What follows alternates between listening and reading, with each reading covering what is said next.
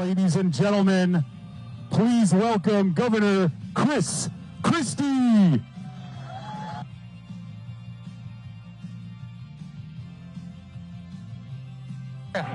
you. How are you? See you, sir. How are you? Good evening. Great to see you. Good to see you.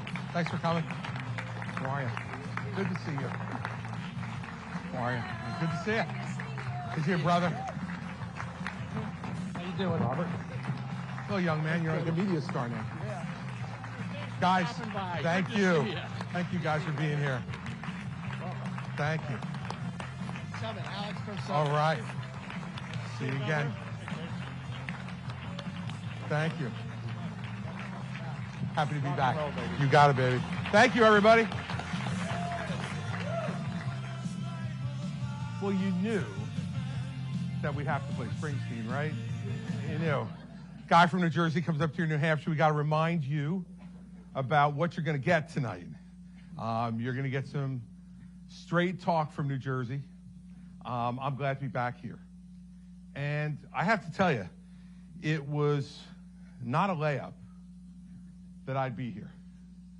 Far from it. If you had asked me a year ago whether I would be up here to talk to all of you about the future of our country and where we would go, I probably would have said to you, you know, life's pretty good in New Jersey, and I think I'll stay down here and let you all fight it out up here like you always do every 4 years and get a new crop of folks come up here and talk to you. But I have to tell you, as I've watched the last year evolve, there's been just one question that kept going back and back and back into my mind. And it was about our country and its future. And I wondered what our choice was going to be. Were we going to be small, or were we going to be big? And let me tell you what I mean. I've watched our country over the last decade. It seems to me get smaller and smaller. And smaller in every way. Smaller in the way we talk to each other. Smaller in the way we look at each other. Smaller in the things that we talk to each other about. Smaller in the issues that we cared enough to get angry about. The issues that we cared enough to get involved in. And I thought to myself, why do I continue to get this feeling that America, for the first time in its history, is getting smaller? And what I concluded is because we've had leaders who have led us to being small. Small by their example. Small by the way they conduct themselves. Small by the things they tell us we should care about. Smaller and smaller. And they do it in other ways too. They're making us smaller by dividing us into smaller and smaller groups. And they sell to you that we should get into these smaller groups because we'll be more comfortable. See, because the smaller and smaller group you get into, then you're probably not going to hear anything you disagree with. The smaller group you get into, you just watch the news that you want to hear. The smaller the group you get into, the less chances you'll ever be offended by anything. See, this is not just a right problem. This is a right and a left problem. We just go about it from different ways. I'm not just talking about the leadership of my own party. I'm talking about the leadership of both parties. Barack Obama made us smaller by dividing us and trying to make sure that his party was divided into smaller pieces so that he could lead the small pieces that he wanted to. And Donald Trump made us smaller by dividing us even further and pitting one group against another, different groups pitted against different groups every day. And by definition, making those groups smaller. Because even when you're talking to those small groups, you're going to say something that offends them. And the leader, instead of trying to bring people together, says, it's okay to leave. It's okay to go. Move to another group that you agree with even more, which by definition will be even smaller. And now Joe Biden is doing the very same thing, just on the other side of the political divide. He ran promising us that he was going to bring the country together, that he was going to unite us, that he was going to bring a new sense of unity to the United States.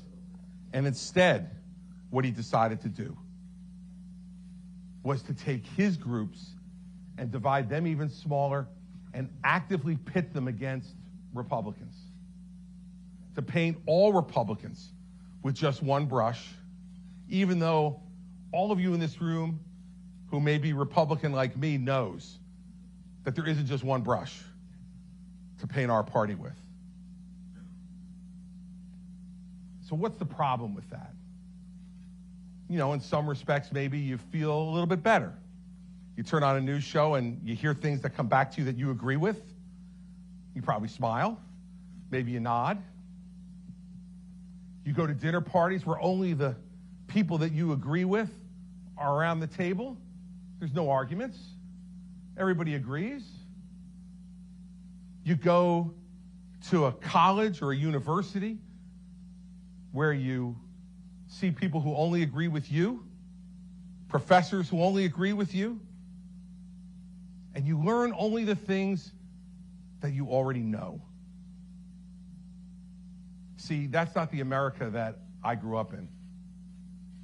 And if you look back at our history, when we have had great leaders, at every pivotal moment in our history, there was a choice between small and big. And America became the most different, the most successful, the most fabulous light for the rest of the world in the history because we always picked big. 1776, there were so many people in the Continental Congress who argued against independence, said, let's just make a deal with the king. I'm sure he'll lower those taxes a little bit. Maybe he'll let us elect a few people who can say some things. We don't have to go to war for our independence. But thank God for all of us who are sitting here right now that George Washington and John Adams and Thomas Jefferson and Benjamin Franklin and Alexander Hamilton and Benjamin Rush said no. We're going big. We want a country of our own. We know that true liberty is a gift from God, and the only way to accept that gift is to be independent, to be able to govern ourselves, to have the miracle that so few people in this world have ever had, to choose for themselves their own form of government, how they were going to be governed. Imagine if we had gone small.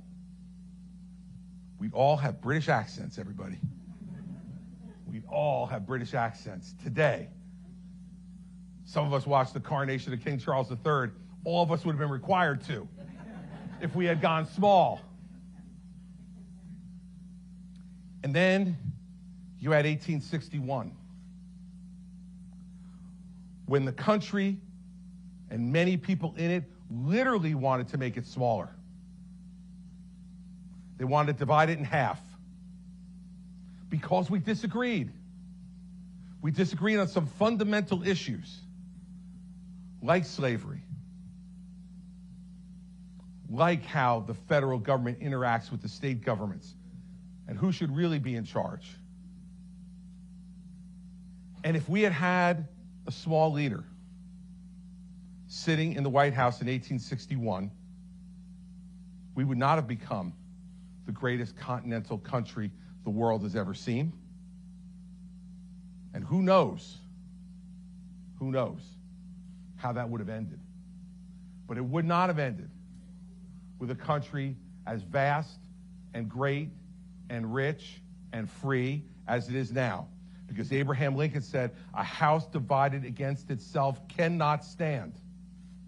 And he knew when he said it that he was going to cause the death of citizens all throughout this country.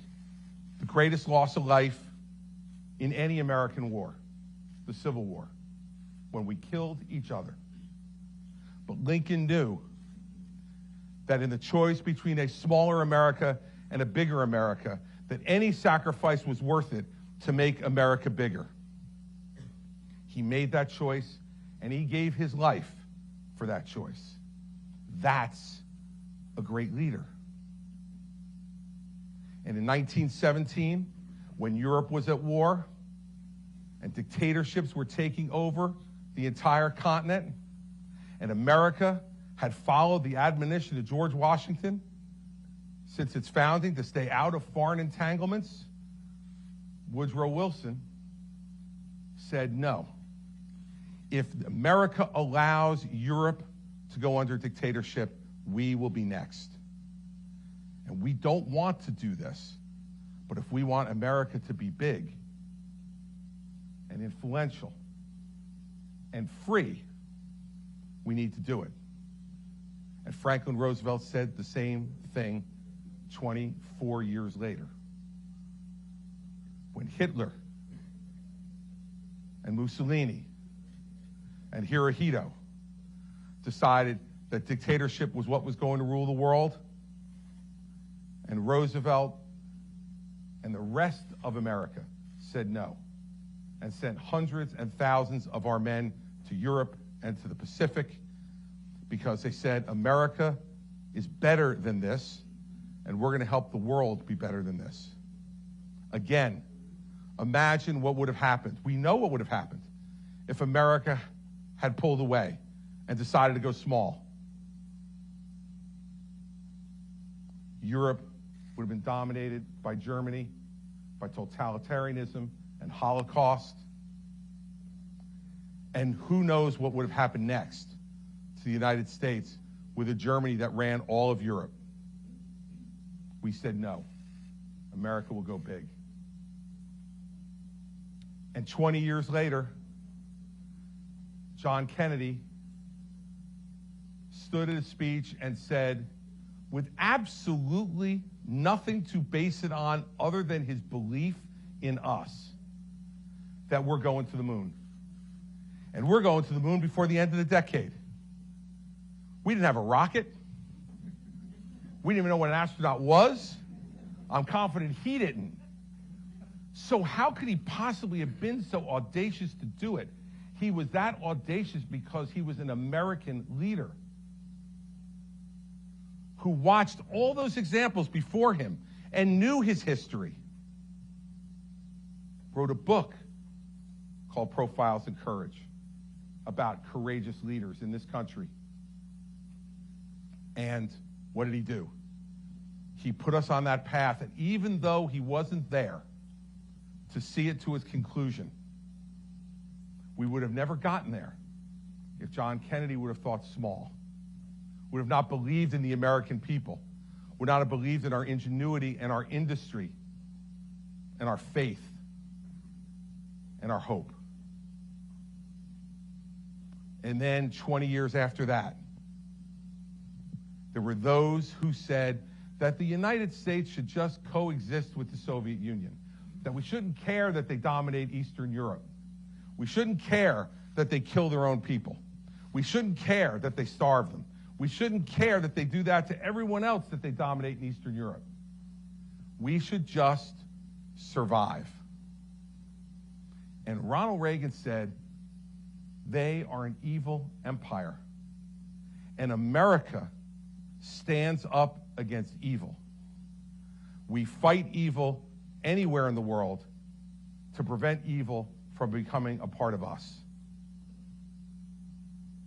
And it was Ronald Reagan who in 8 years went from pronouncing that on the front of the Capitol in his inaugural address to watching from his home in California as the Berlin Wall came down and all of Eastern Europe was made free again.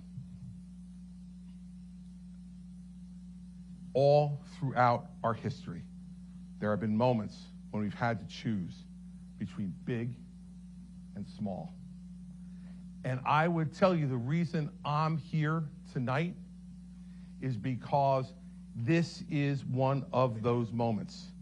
And you see it everywhere.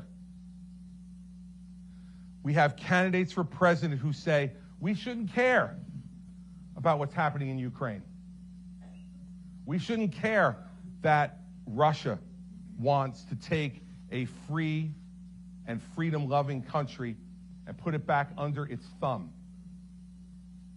But that's not America's concern. We have candidates for president who are talking about issues that are so small that sometimes it's hard to even understand them. But let me tell you why they're talking about those small issues. For the very same reason that leaders who are pretenders have always talked about small issues, to divide you further and to make it easier for them to rule over you. The more divided we are, the more likely we are to be dominated by a single leader. We fought against that 245 years ago. And as I sat in our home in Mendham, New Jersey, living a very comfortable existence. Now, I want to make clear that after 8 years of being a Republican governor in New Jersey, any existence would be comfortable. So this is not a high standard, but it was a bar that we were clearing every day.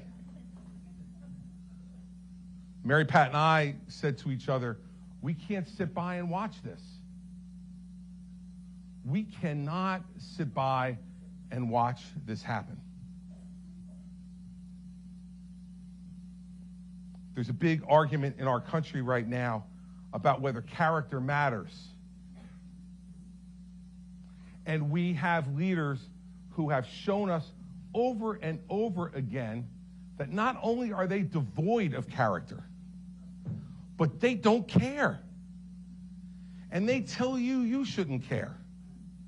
Just look at what results I produce. Well, there's some fiction in that too, and we'll talk about that tonight. But the Greeks said character is destiny.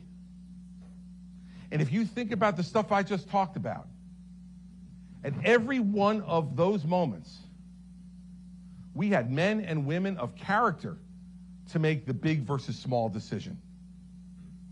Whether we agreed with them politically or not, Washington and Adams and Jefferson and Franklin and Hamilton were men of character, as was Abigail Adams, a woman of character who told John Adams what to do most of the time, if you read their letters. And if George Washington had not destroyed all his letters between he and Martha, I suspect we may have found the same thing about him, which just shows you that's why Washington was the first president and Adams was second. That's just a little smarter. But whether it's him, those folks, or Lincoln and his team of rivals that ran the government during the Civil War, or Wilson, or FDR, or JFK, or Ronald Reagan, these were men. Character anymore, everybody. We get what we deserve, and we will have to own it. So let's talk about candidates for a second. I just will tell you this, that if you are in search of the perfect candidate, it is time to leave. I am not it.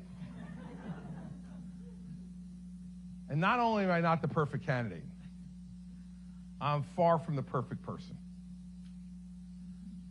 I've lived a life at 60 years old now that have had enormous, enormous highs. Honors and privileges that as a child I could have never, ever imagined.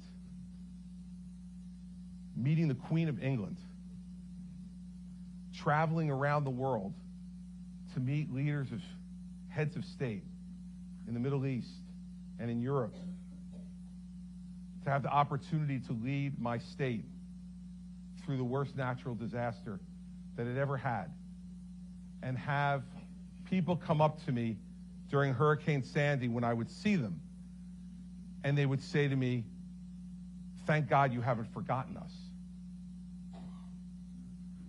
Those moments that you had become that significant in those people's lives, that they believed that you could get them out of the worst moment of their lives, is the highest high you could ever have as a public official. And I've had them. But I also have made mistakes. I've made judgments at times that were wrong.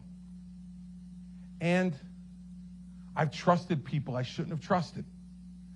And it resulted in me being, at one point in my career, admitting that I was publicly embarrassed and humiliated by the things that had happened on my watch. And those are days when you wonder whether it was worth it to do this. But I will tell you, there's never been a day where those great moments are the thing that got me out of bed, or those horrible moments were something that kept me in.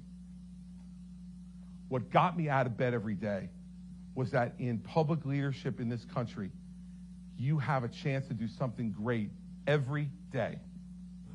You give men like me a chance to do something great every day. And that's what gets me out of bed. That's what got me out of bed for those years, on the good days and the bad days. And when I made those mistakes, I admitted them.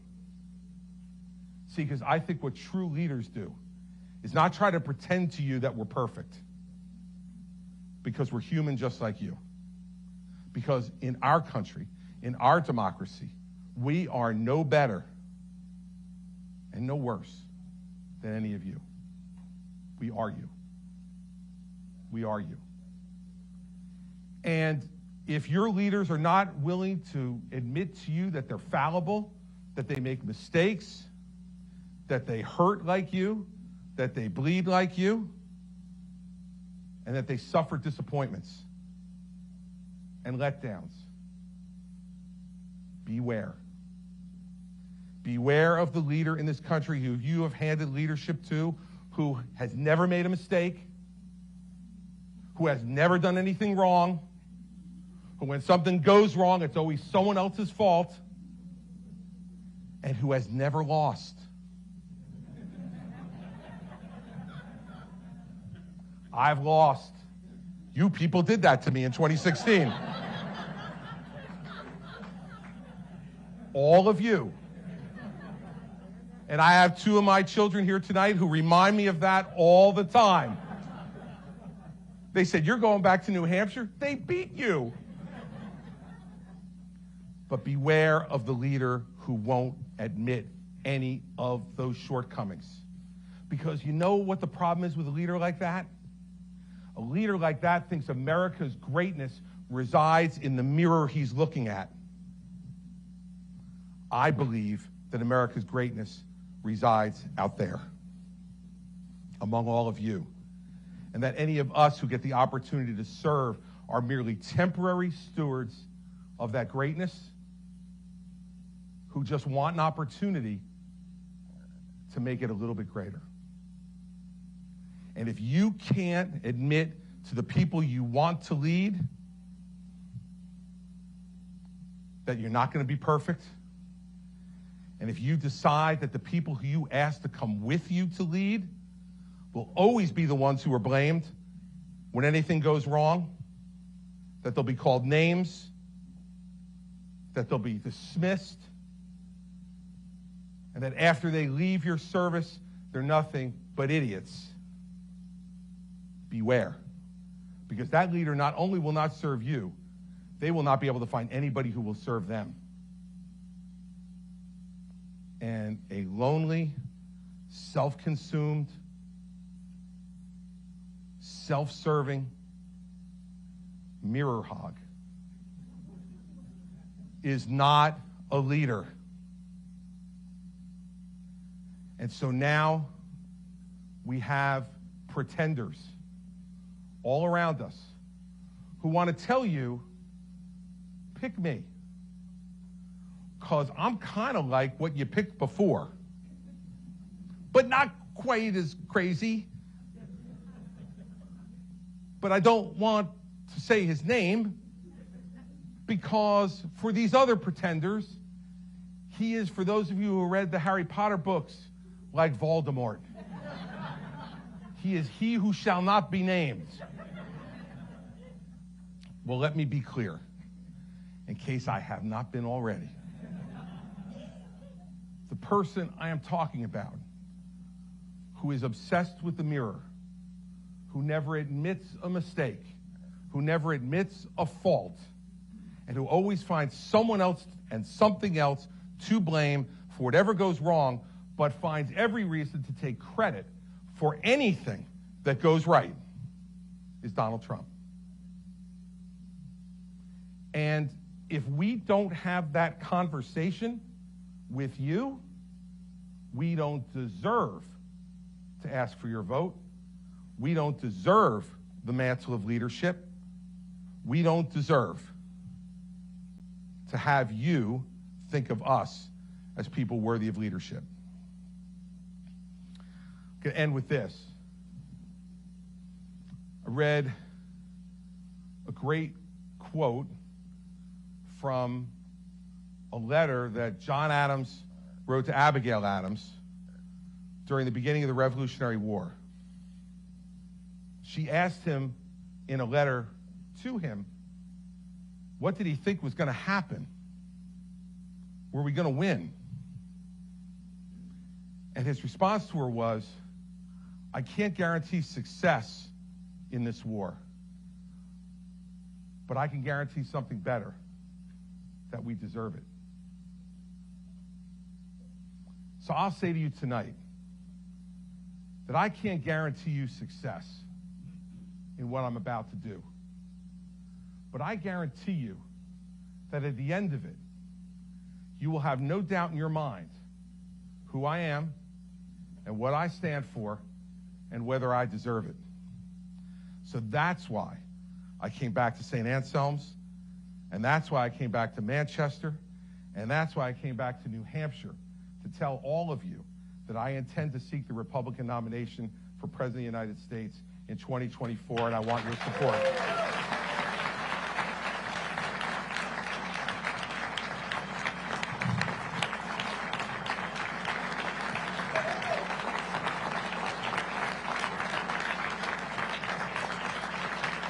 Thank you.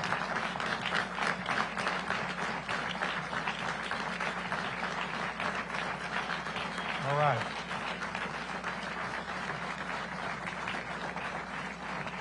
All right, so now we'll do what I like to do much more than that. You know, when I was governor of New Jersey, I did over 150 town hall meetings in my first 4 years as governor. And then I came up here and I did another 100. And so, just so you know, this is my favorite stuff. To find out what you're thinking, what's on your mind, and to be able to try to answer you honestly and directly, and let you critique it as you walk out tonight. I want everybody to feel free to ask whatever question they want to ask, and I'll try to give you the best answer I possibly can. But remember something. Please never forget this. I am from New Jersey. So I am always interested in mild, polite, but intense conflict. So I'm happy to go back and forth with anybody tonight. But remember, with guys from New Jersey, what you need to know, and women, is that if you give it, you're getting it back. And that's the way we engage. So before I take your first question, I do want to do one other thing. I talked throughout the beginning of this about we. And we have been the same we for the last 37 years, and despite all odds against it, she's still here. My wife, Mary Pat. Stand up.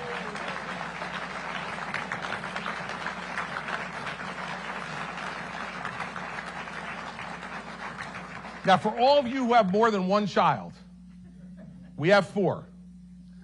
Once they get to the ages of 30, 27, 22, and 20, if you can get any of them to come to anything you're doing, you are incredibly lucky. So I am lucky times 2 tonight. I have our oldest son, Andrew, and our oldest daughter, Sarah, here with us tonight as well.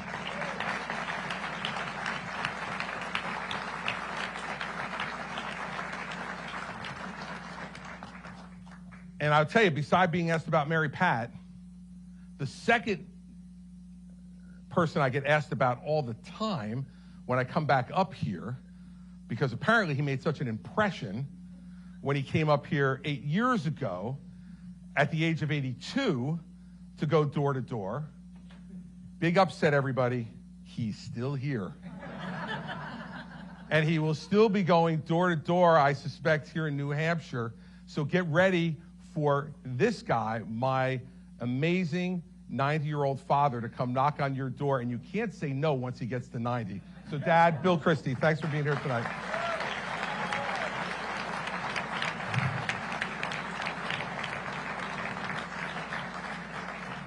All right, who's got the first question? Right there. I am ready, and they're going to bring you a microphone. The question is, are you ready? I'm ready. Let's go. I'm from Pittsburgh. I can Excellent. take it. No, that's good. That's good competition. All right. But I live in New Hampshire. My name is Laura Landerman Garber, and I'm going to say this up front. I'm a clinical psychologist of 40 years. All right? So given that, I want to read this because I want to get it right.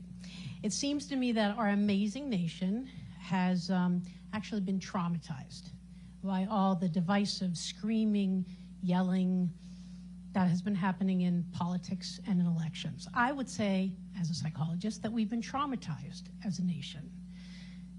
I want to know how you're going to take that to the White House. You have a forceful, I'll call it strong, approach to things. Look at him, he raises his eyebrows. I can do that too. So can you address that now? Yeah. What are we going to do? We're in trouble. Yeah, we are. And I think it's a great question, and I think you're right that trauma has been thrust on our country in a number of different ways. And see, I don't think that the American people are traumatized by strength. They're traumatized by chaos.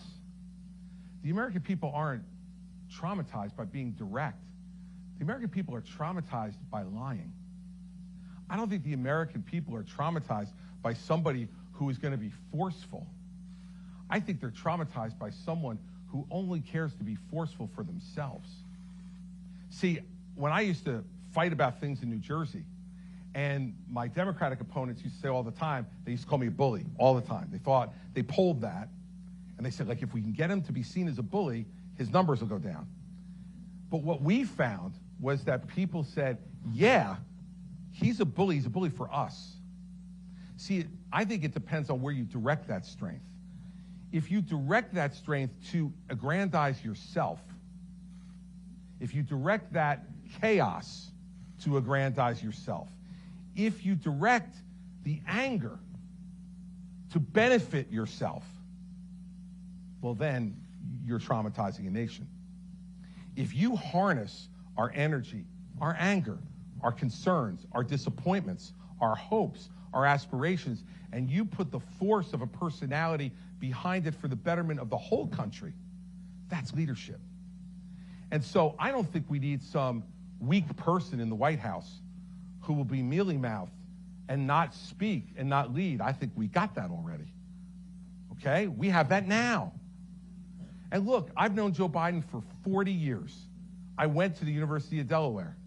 I was the president of the student body there when he was a United States Senator. He's a nice guy. I've known him for 40 years. He's a nice man. He is out of his depth because he's not the guy he used to be. And I'm going to be honest with all of us. We know this. I know it for me, and there's lots of people in this audience that know it. Father Time always wins. He always wins. And he's not what he used to be.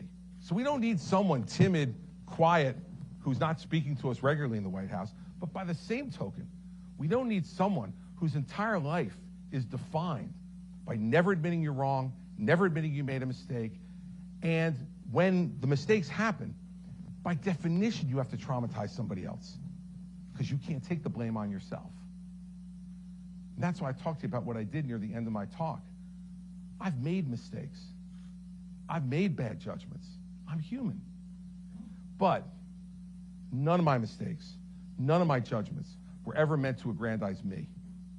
They were a decision that I made about a public policy that was wrong, or a judgment I made about a person that turned out to be wrong.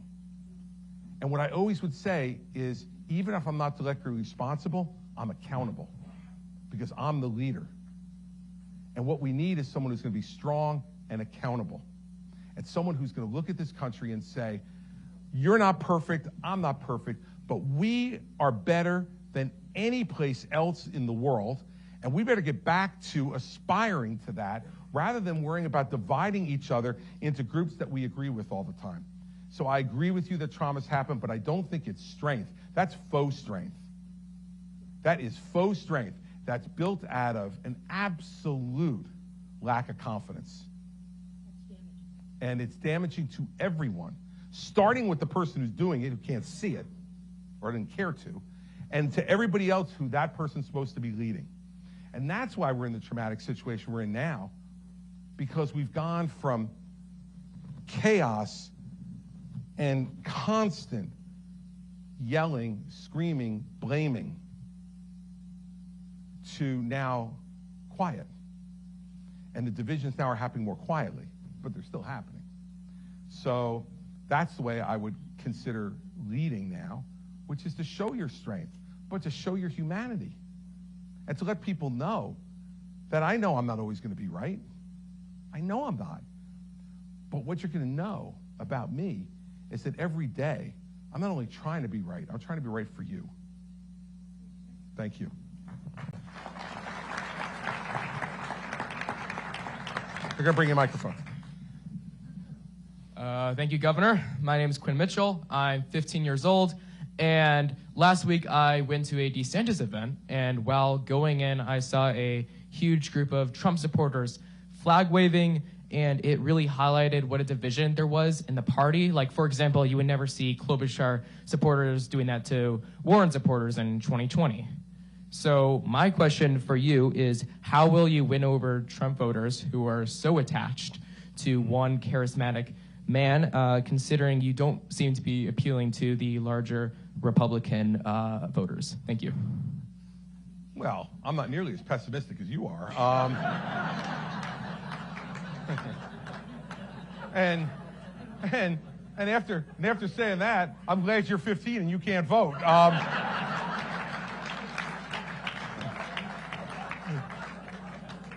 But despite that, in 3 years you will be voting. And I intend to seek your vote for my re-election as president in 2028. So we'll start right now. Look, there is no such thing as Trump voters. He doesn't own them. He didn't take title to them. They're not one of his buildings. They're not one of his failed casinos in New Jersey, okay? They're not that wreck he's got in Las Vegas, okay? He doesn't own them. They voted for him. By the way, I voted for him twice, okay? Am I a Trump voter then? Hell no, man, okay? Elections in the United States of America are not about anything other than a choice. I tried to explain this one time when Mary Pat and I had the opportunity to go over to Great Britain and to visit with Prime Minister Cameron at 10 Downing Street. And he was getting ready to start his re-election campaign. Now, in Great Britain, they do this in an incredibly civilized way. Their entire election is 48 days. You're not allowed legally to campaign before 48 days before the election.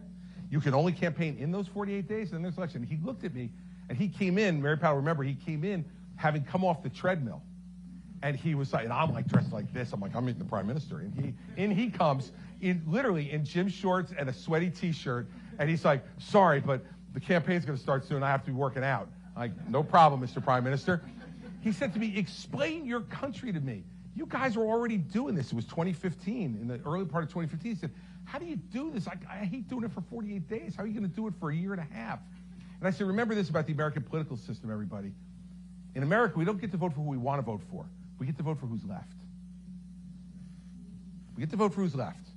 Okay, so Trump voters are Trump voters in 2016 when their choice was among 17 of us, and then when it was Trump or Hillary Clinton. A Trump voter in 2020 in the Republican Party, he had no competition. So who else were they supposed to vote for? They either vote for him or they stay home. And then in the fall, you were a Trump voter or a Biden voter, and Joe Biden won the election. So I don't understand this concept of Trump voters. Yeah, they had people outside waving flags on me too tonight. Let me tell you something. For a guy from New Jersey, it's like being home, baby. It's like being home.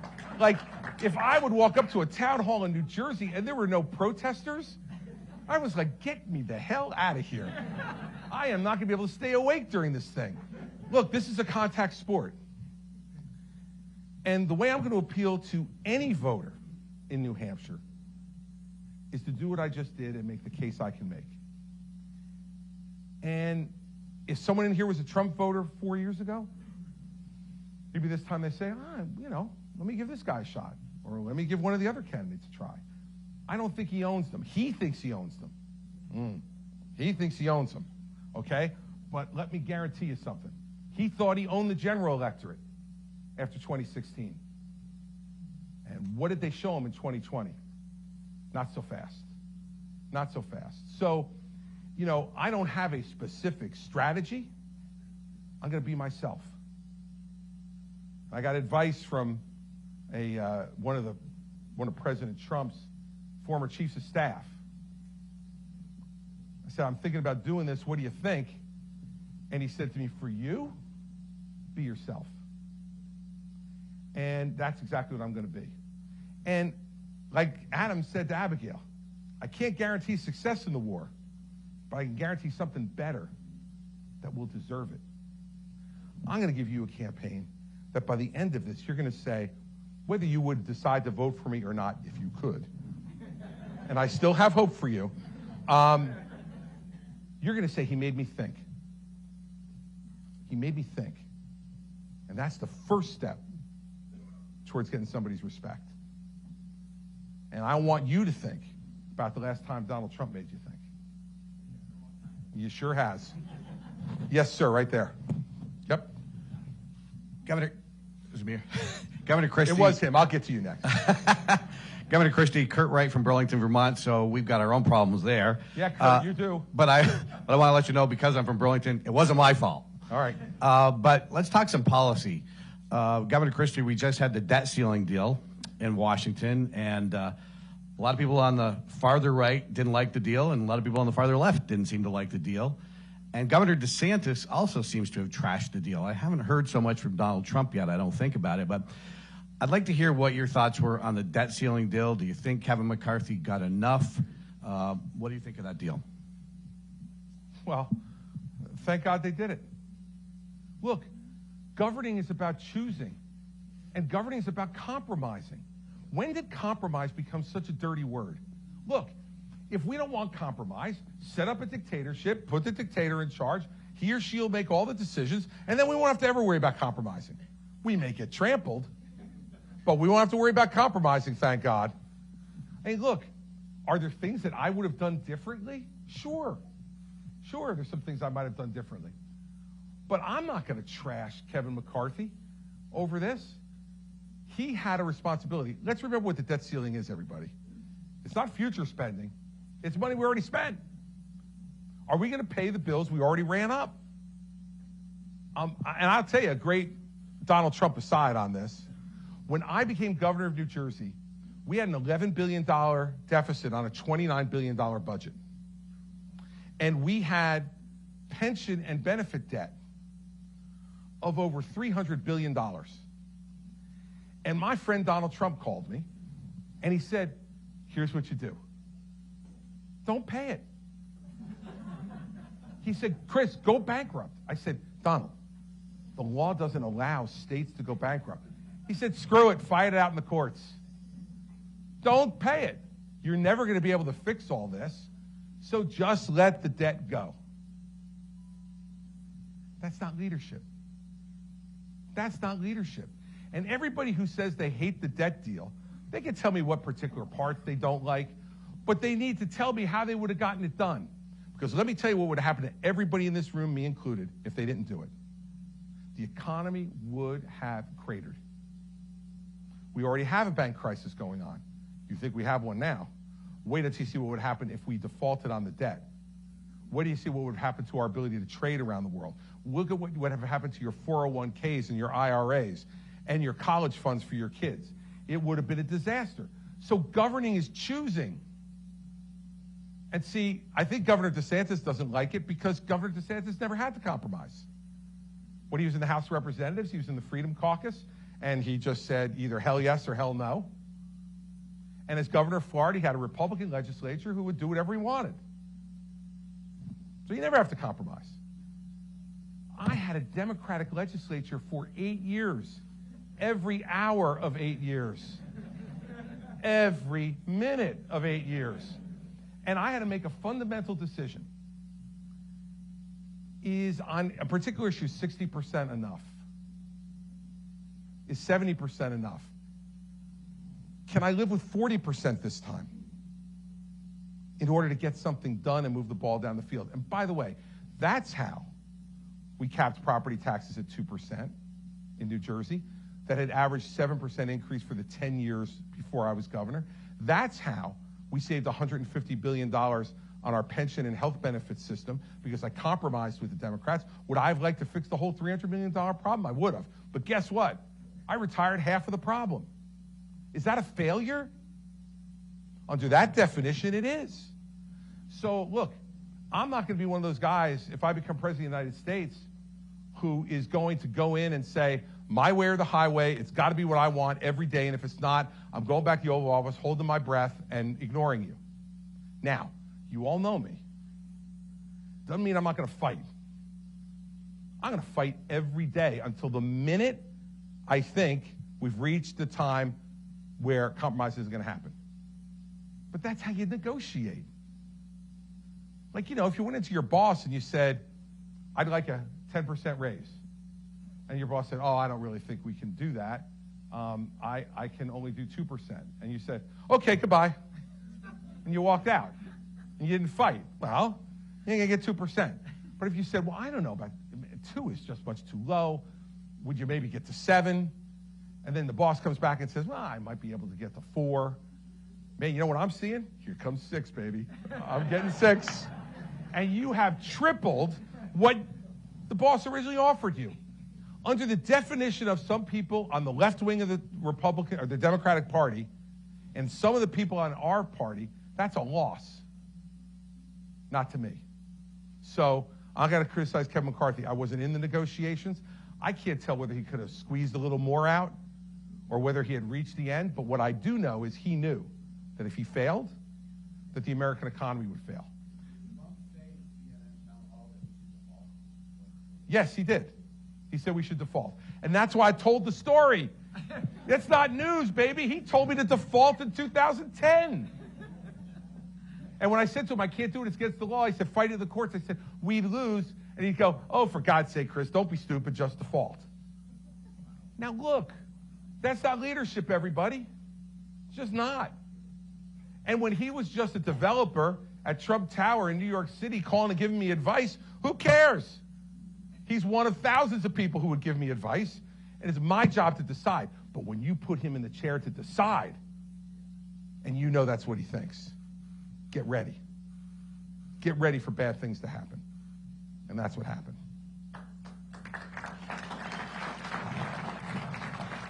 He's going to bring you, Mike. Chris, Ted Tykert from Andover, Massachusetts. I only came here to get a job in your cabinet when you get elected. Not if, but when you do. Well, that started early.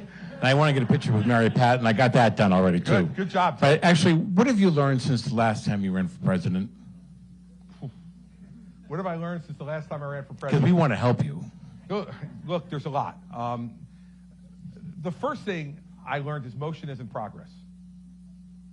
So, people tell you to do all these different things, and sometimes it's just because they like to see you do all those different things.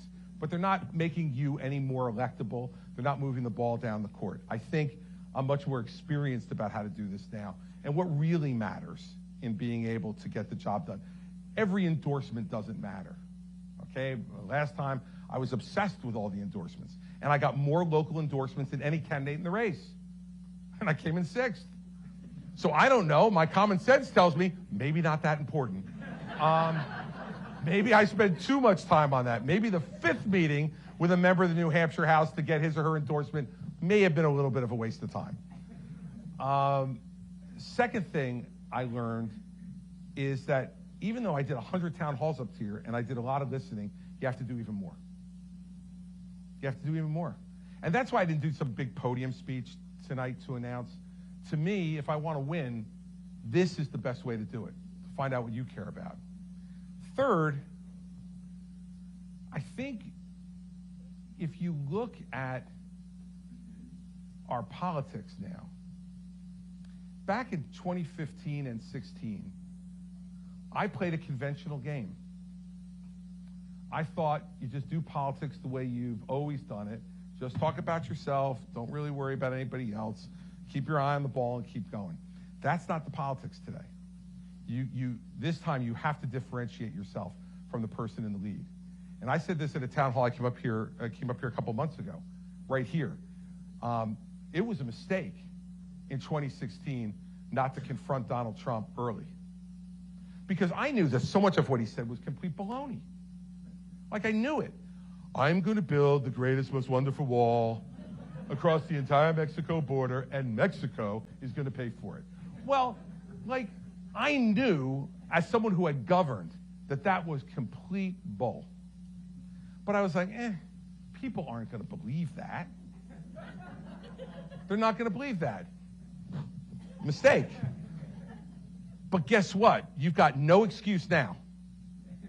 He was there for 4 years, 2 of them with a Republican Congress. He got a quarter of the wall built, and Mexico hasn't given us our first peso. We paid for all of it, and only for a quarter of it. And when you watch illegal immigration pouring over our southern border, don't wonder whose fault it is. It's his. It's his fault, because he never changed one immigration law in the 2 years that he had Republican control of the Congress. Not one immigration law did he change. He didn't build the wall like he told us to, and Mexico is laughing at us at the idea that they were going to pay for a wall on their border. And if you listen to him, he'll tell you, I totally succeeded, and now Biden is the reason that, this is not happening. Well, Biden's made it worse. But if the wall was there, like he promised us, Biden wouldn't be able to be doing this. He wouldn't be in office if it wasn't for Trump. Joe Biden never beat anybody outside the state of Delaware in 45 years, except for one guy, Donald J. Trump. Joe Biden ran for president 3 times and never won anything outside the state of Delaware, not once, until he ran up against the guy who the American people knew in their heart was full of it. And they had enough. They had watched the chaos. They had watched the disorder. They had watched the disrespect. They had watched the narcissism and the lying for 4 years. And they went, you know what? The people in the middle said, enough. We took a chance on them 4 years ago. We're not taking a chance again. And so I made a fundamental judgment error. I thought that something that was so apparent to me would be apparent to everybody. Let me guarantee you something. I ain't making that mistake this time. Is Trump the guy in the way? Well, of course he is. I love this. I've seen some of the press coverage of me getting ready to run. And there's this thing like, Christie doesn't really care about winning. All he cares about doing is destroying Trump. Now, let me ask you something. How are those two things mutually exclusive? I mean, seriously. Aren't they inextricably connected? The guy's ahead in the polls. Who am I supposed to be worried about? Nikki Haley? I mean, seriously, if I came in here tonight and spent 15 minutes railing on Nikki Haley, and I've known Nikki for 13 years now, we're friends. So that's why I'm bringing her up, because I know that she will take this in the spirit it's given. If I came out here and railed for 15, 20 minutes about Nikki Haley, you all would leave going, is he nuts? Hasn't he, read the papers? Doesn't he know Trump's leading? The reason I'm going after Trump is twofold. One, he deserves it. And two, it's the way to win. So these two are not divided. And this is what I don't understand about the coverage, right? Well, I hope he's not just going out there to kill. No, I am going out there. Let me be very clear. I am going out there to take out Donald Trump, but here's why. I want to win. And I don't want him to win. And guess what? If you put DeSantis and Haley and Pence and Tim Scott, that's it, I'll stop there. On truth serum, they tell you the same thing. Here's the difference. Here's the difference. You have to put me on truth serum to tell you. Okay? So that's why. There are not multiple lanes to the Republican nomination. That is a political science professor's dream. There is one lane to the Republican nomination, and he's in front of it. And if you want to win, you better go right through him. Because let me guarantee you something from knowing him for 22 years, everybody. He's going to try to go through me. And he's going to try to go through Ron and Nikki and Tim and anybody else who stands in his way. And you've watched this show. I mean, to me, this show looks like it's on reruns now. This is like watching Seinfeld. Right? We've all seen it. And the jokes aren't quite as funny as they were the first time we heard them. Right? So the Mexican Wall, he's going to, I guarantee you, if you haven't been to one of his events yet and you go, you will walk out of there thinking, Jesus, the whole wall was built. How did I miss that? How did I miss it? The whole wall was built. And you know what? Shit, Mexico paid for it. Nobody told me. I read the papers every day. I missed it. I guarantee you'll come out thinking that. Right? 8 years ago, it was amusing. 8 years ago, you were entertained. I forgive you. But it ain't funny anymore. It's not amusing anymore. It's not entertaining anymore. It is the last throes of a bitter, angry man who wants power back for himself, not for you. If you think for 1 minute, when he says, I am your retribution, if you think he wants to be your retribution, forget it. He's going to be retribution for one person and one person only, himself. And all the things he's angry about, and all the ways he thinks he got snookered. Well, if that's the kind of president you want, let me tell you, no one can compete with him. He's the runaway winner. But if you want somebody who's actually going to fight for you, I would suggest to you that's not the right choice. So I learned a few things.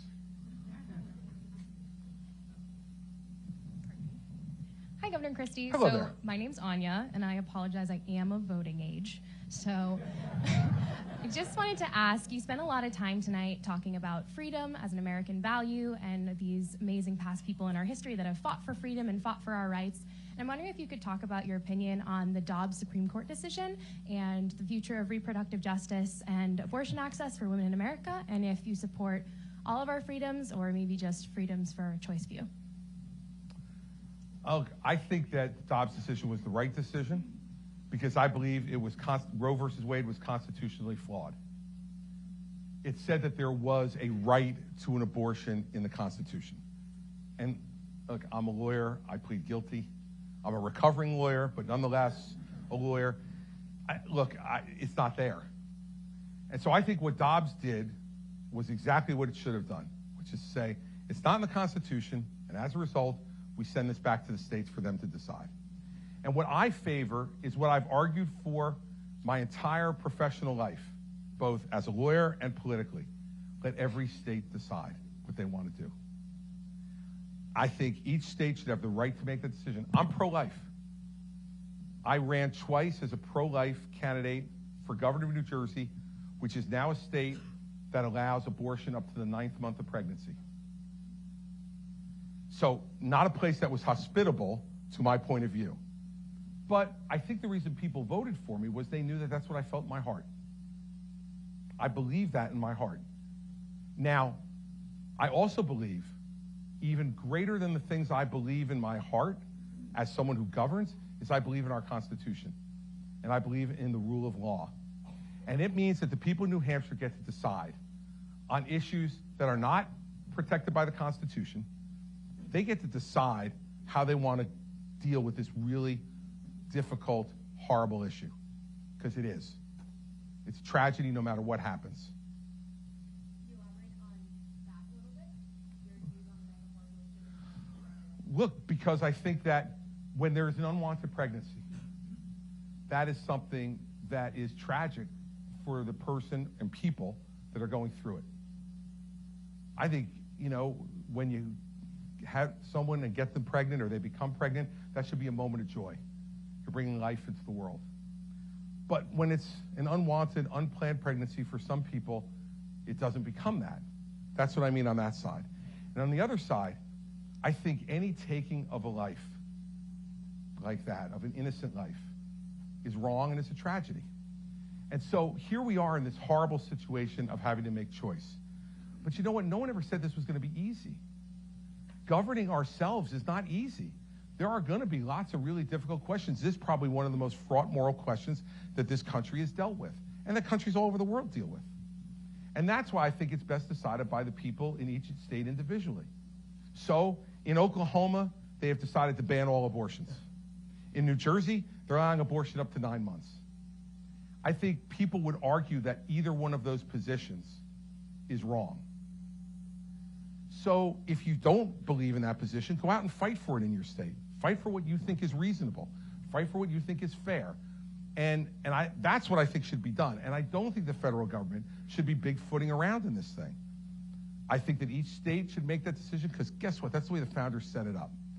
They said very clearly, if it's not enumerated as a right in this document, it reverts to the states. And it's not like it reverts to the states and there's some like crazy-eyed dictator who's going to decide. Some states have put it on the ballot for a vote. That's perfectly acceptable to me. Some states have let their legislature and governor make the decision.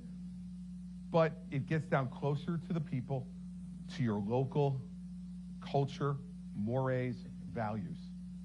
And the majority of the people will rule on an issue like that at the state level. Now, I disagree with what my state's doing. I fundamentally think that abortion in the 9th month is just wrong. But I got two choices. Fight to try to change it or move. And that's what our democracy is all about. And so that's the way I look at it. That's the way I feel about it.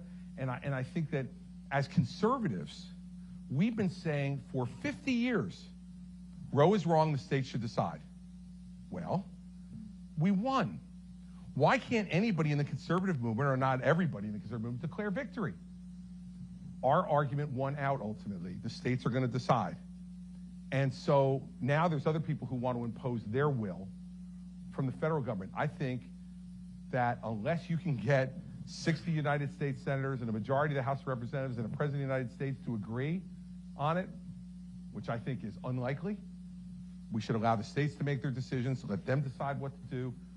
And if it is such a fundamental issue to anybody, the great thing about America is we have the right to pick up and move if we want. And we have the right to go fight the fight here or someplace else. And that's the way I look at it. It's the way I've always believed it. And I think a pro-choice person could feel exactly the same way. That's the beauty of, I think, of this argument, and it's the genius of our Constitution.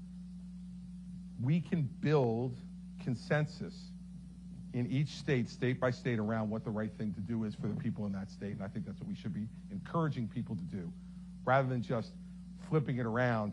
And then it will just go back and forth like this, depending on whether conservatives or liberals are in charge of the federal government. I think the Supreme Court's trying to stop that and put it back with the states. So that's the way I would deal with it. Sure. Yes, sir, on the aisle there. he's going to come with a microphone for you.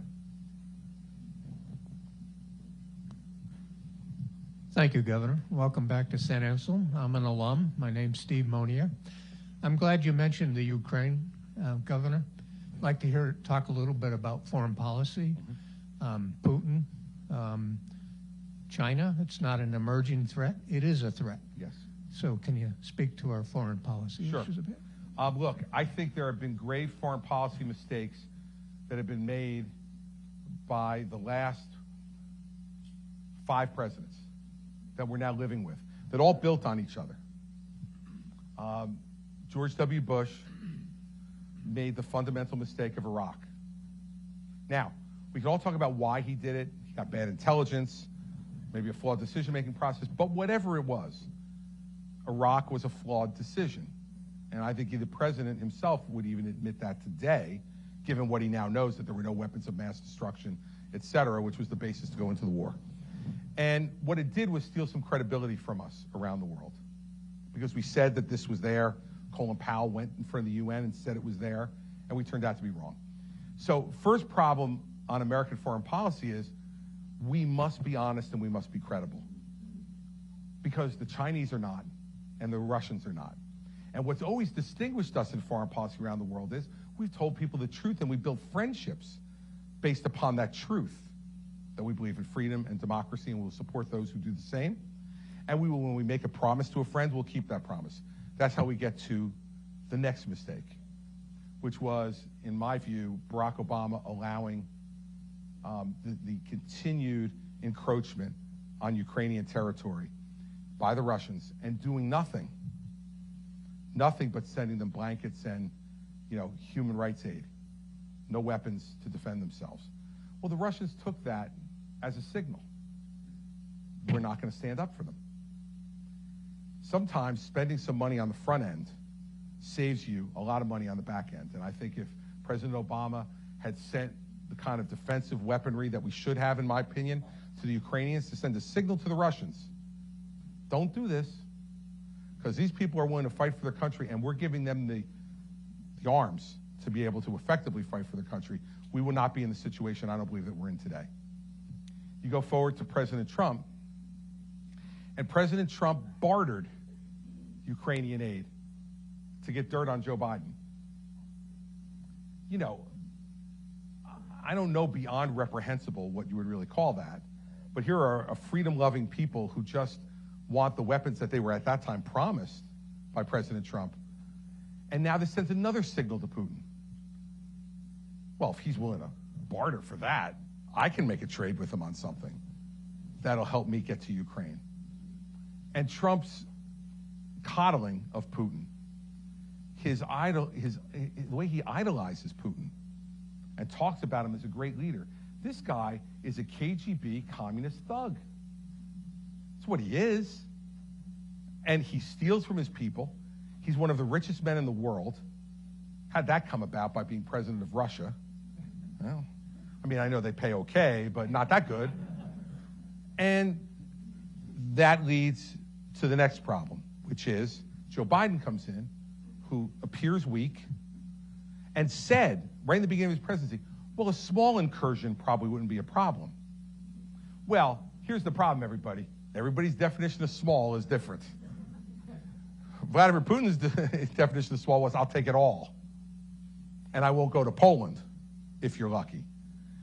And now Biden has tried to come back by supplying them with the type of arms they need. And I will give him credit for having united most of Europe to be able to supply weapons as well. And he's given the Ukrainians a fighting chance. But make no mistake, this is the beginning of a hot proxy war between the United States and China. China is supporting Russia. China is buying Russian oil to be able to support their war effort and prop up their economy. China went to Russia and said there is no limit to the friendship between China and Russia. And I've heard one of the candidates say, well, this is just a territorial dispute. Let me tell you what a territorial dispute is, everybody. Like when you get your property surveyed, and the surveyor comes back and says, bad news, your neighbor's fence is 4 inches on your property. That's a territorial dispute. When you roll tanks and artillery into a free country to by force murder them and take their land, that ain't a territorial dispute. That's war. That is an act of dictatorial aggression. And if we don't stand up, why will China not go to Taiwan? And if you say, okay, why do I really give a damn about Taiwan? Put aside humanity, freedom, liberty. If you don't care about any of that stuff, put that aside. Let's be practical. The majority of semiconductors in the world are made in Taiwan. Who do you want controlling that? The Chinese? That worked out really well during COVID, didn't it? When the Chinese were controlling the majority of, personal protective gear, and we had to be on a knee begging the Chinese to give us things to protect ourselves during COVID. It is naive to say this is anything but a proxy war. And guess what? The Ukrainians aren't asking us to come over and fight the war for them. They're just saying, give us the ability to fight it. We want to fight for our own country. And I heard Vivek on TV the other day, on Sunday, Ramaswamy, say, this isn't in America's national interest. Why would we care about Ukraine? Why does it matter? He, Donald Trump, Ron DeSantis, all saying the same things. They are the modern day Neville Chamberlains. Why should we worry about Hitler? He'll stop at some point. And if you don't think Putin is as bad as Hitler, you're wrong. Because Putin kills his own people in his own country based on their religious views, based on their political views, based on anything that disagrees with him. We may not call it a Holocaust, but it's gone on in Russia for a very long time. And so what are we going to stand up for and believe in? The second part of it on a foreign policy basis is this. America's greatness, in part, comes from our friendships. We have more friends around the world than any country has now or has ever had. And the bases of those friendships are, we say, we're going to help you when you're in a jam. We want you to trade with us. We want you to work with us on your form of government, on the way you act with other governments around the world. And we've never had to bribe outright anybody to be our friend. The Chinese, on the other hand, have to bribe anybody to be their friends. The Russians have to bribe anybody because when you look at their government, you know what you say? I'll take the money, but not the government. Thank you. I don't want Xi Jinping telling me what to do. Well, if that's the case, we are giving it away. Now, I love the phrase America first. Is there anybody in this room who is against America first? Anybody? Neither am I. I'm not like, no, I'm for Luxembourg. I'd like Luxembourg to be first, Belgium second, we'd be a comfortable bronze medal. Let's be third. It's a ridiculous statement. The question is, not if you want America to be first or not, it's how. How do we become first? And you have people in my party, our party, who are saying, fill the moat, pull up the drawbridge, and let's not worry about the rest of the world, everybody. We got plenty of problems here, and we got to fix these problems that we've got here, and we can't afford to engage with the world. Well, guess what? When we stop engaging with the world, we're no longer going to be the biggest economy in the world. We're not. They're going to trade with China. And then China's going to put the screws to us and say, hey, you want to continue to trade with us to another country? You can't trade with America anymore. Or you have to give all the best technology to us, not to the Americans. Foreign policy is complicated, very complicated. But in another sense, it's very simple. The more friends you have in a finite world, the better off you're going to be. And sometimes that friendship costs. It costs having to provide arms. It costs having to provide economic aid. It costs having to provide comfort to people who are in trouble. But America became the greatest country in the world, the greatest power in the world, because we were willing to engage. And we understood that the sacrifices we made in the process of that would end up with us, as I said in the beginning, being bigger, not smaller, being greater, not lesser. And so, if you want to know what my foreign policy look like, I'm not looking to send troops all over the world to fight. it would be a last resort for me. But I want to engage with every country who's willing to engage with us. I want to sit with every leader of goodwill, and I'll even sit with the ones of bad will. The conversation will just be a little different. And we need to be doing that. And the idea that we can allow this country to fill the moat and pull up the drawbridge, America first. We're all for America first. Let's stop it. This is, again, it's a TV show. America first. Who's for it? Yeah, great, good. But have these policies led to us being first? I don't think so. You think we're better now around the world than we were 8 years ago? I don't. And so that's the way I would engage. And yes, Ukraine and supporting the Ukrainian people, are they perfect? As I said in the beginning, none of us are. Are they making every decision like we want to make it? Do they run their government exactly the way we want? No. But same way American elections are choices, so are these. Do we want them or the Russians? I'll take the Ukrainians. And I think it's not that these choices are without cost, but to me, avoiding those choices have a much, much greater cost, both in the near term and in the long term. That's the way I deal with it.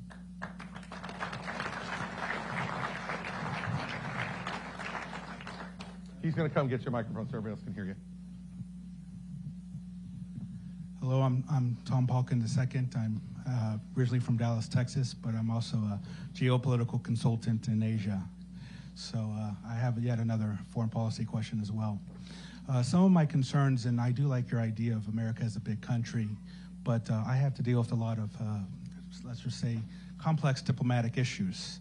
And what I often hear from, say, other countries, their criticisms of America is that they see themselves as this big power and that all others should listen to what the U.S. does.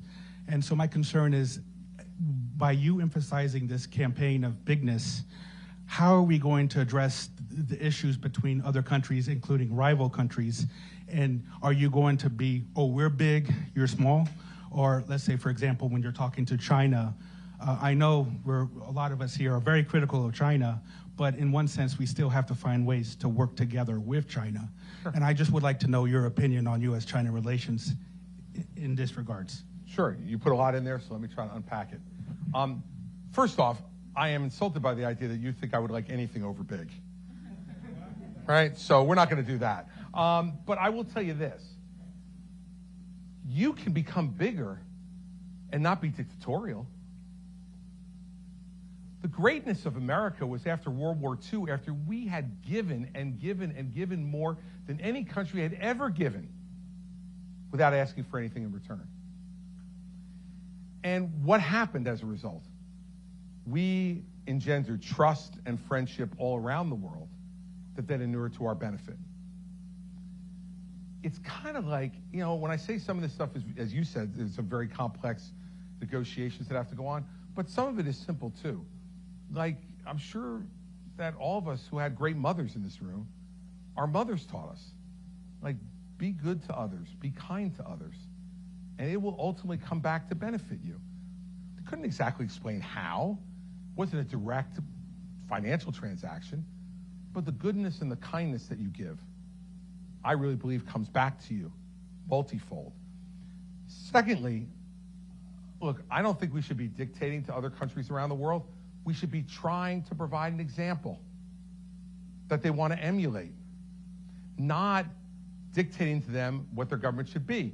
When we try to dictate what government should be, usually that ends up in a disaster for us. But when we provide a shining example and people look at this country and go, wow, I'd like to be like that. I'd like to have those things, those freedoms, those economic benefits, those educational benefits. People want to emulate you then. So I think part of it is just the art of persuasion rather than being a dictator. On U.S.-China relations, look, we tried it a bunch of different ways with China, right? And starting back with Nixon and him opening the door to China. And it was a brilliant strategic move to divide China and Russia. And it's taken us 50 years now to screw that up. And we put China and Russia back together, right? So 50 years later, Nixon's looking down going, all right, I wasn't perfect, but I got that right. And we've messed it up. I'm not saying that we should isolate China. It's impossible. They're the second largest economy in the world. They have billions of people. Like, it's not like we're going to go, okay, it's not there, it's not there, it's not there. It's there. But we have given into their demands of saying, we're a developing country, we need more advantages. Guess what? The development is over.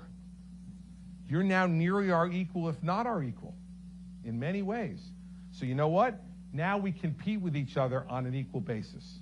No more advantages that we've given to China over time. Go ahead. Yeah. There is blocking now. It's not just a case of China not being able, forcing other countries to decide. It's actually the U.S. going to other countries and saying, you can't work with China if you're working with us. That's my concern. Well, but hold on a second. So exactly where I was going. Okay? China allow Facebook in China? No, they don't. They allow Twitter in China? Do they allow TikTok and our version of it in China? They do not allow our technology in, but they insist that their technology be accepted by us. And so my point is, I'm willing to have a fair relationship with China, but it's got to be a fair relationship. And if they want to start doing that stuff of blocking stuff, stealing our technology, which they do on a regular basis, co-opt it, and thumb their nose at the World Trade Organization and anybody else who tries to enforce things, well, then you do have to go then and block some things that they want because they're not following the rules that they said they were going to follow. When we allowed them to join the World Trade Organization, they agreed to a whole bunch of fair trading rules, most of which they don't follow. So after a while, you have to let them know, in my opinion, enough's enough, okay? Doesn't mean enough's enough, therefore we're putting the wall up and we're not going to talk to you anymore. That would be destructive to both of us, both economically and militarily. But they've had a good run, and to some extent at our expense. Some we benefited from, some we've had to pay for. We're in a new era now. And when they go around and start playing the games that they're playing in foreign policy, building artificial islands in the South China Sea and claiming jurisdiction over them, messing around with our ships in both private sector ships and trading lanes and military ships like they did just last week, when they come to Brazil and stand next to the new president of Brazil and encourage him to denounce the United States in our hemisphere, okay, that's fine. You can play that game. But remember that we will play it back. We will play it back. And so, you know, my concern about this is that we have allowed, and in some extent in the beginning of the relationship for good reasons, to allow them to develop, we've allowed them to have advantages. It needs to stop, in my opinion, now. And we need to make this a level playing field. And then respect for our intellectual property and respect for theirs. Respect for our manufacturing and respect for theirs. Respect for their ability to trade and respect for ours. And we don't have that now. And that's my concern about it, because in the end, you're much less likely to go to war with someone who respects you. And we need to rebuild that respect with China in both directions, and then we'll be much less likely to go to war, in my view, if we do that. Yes, sir, right in the front.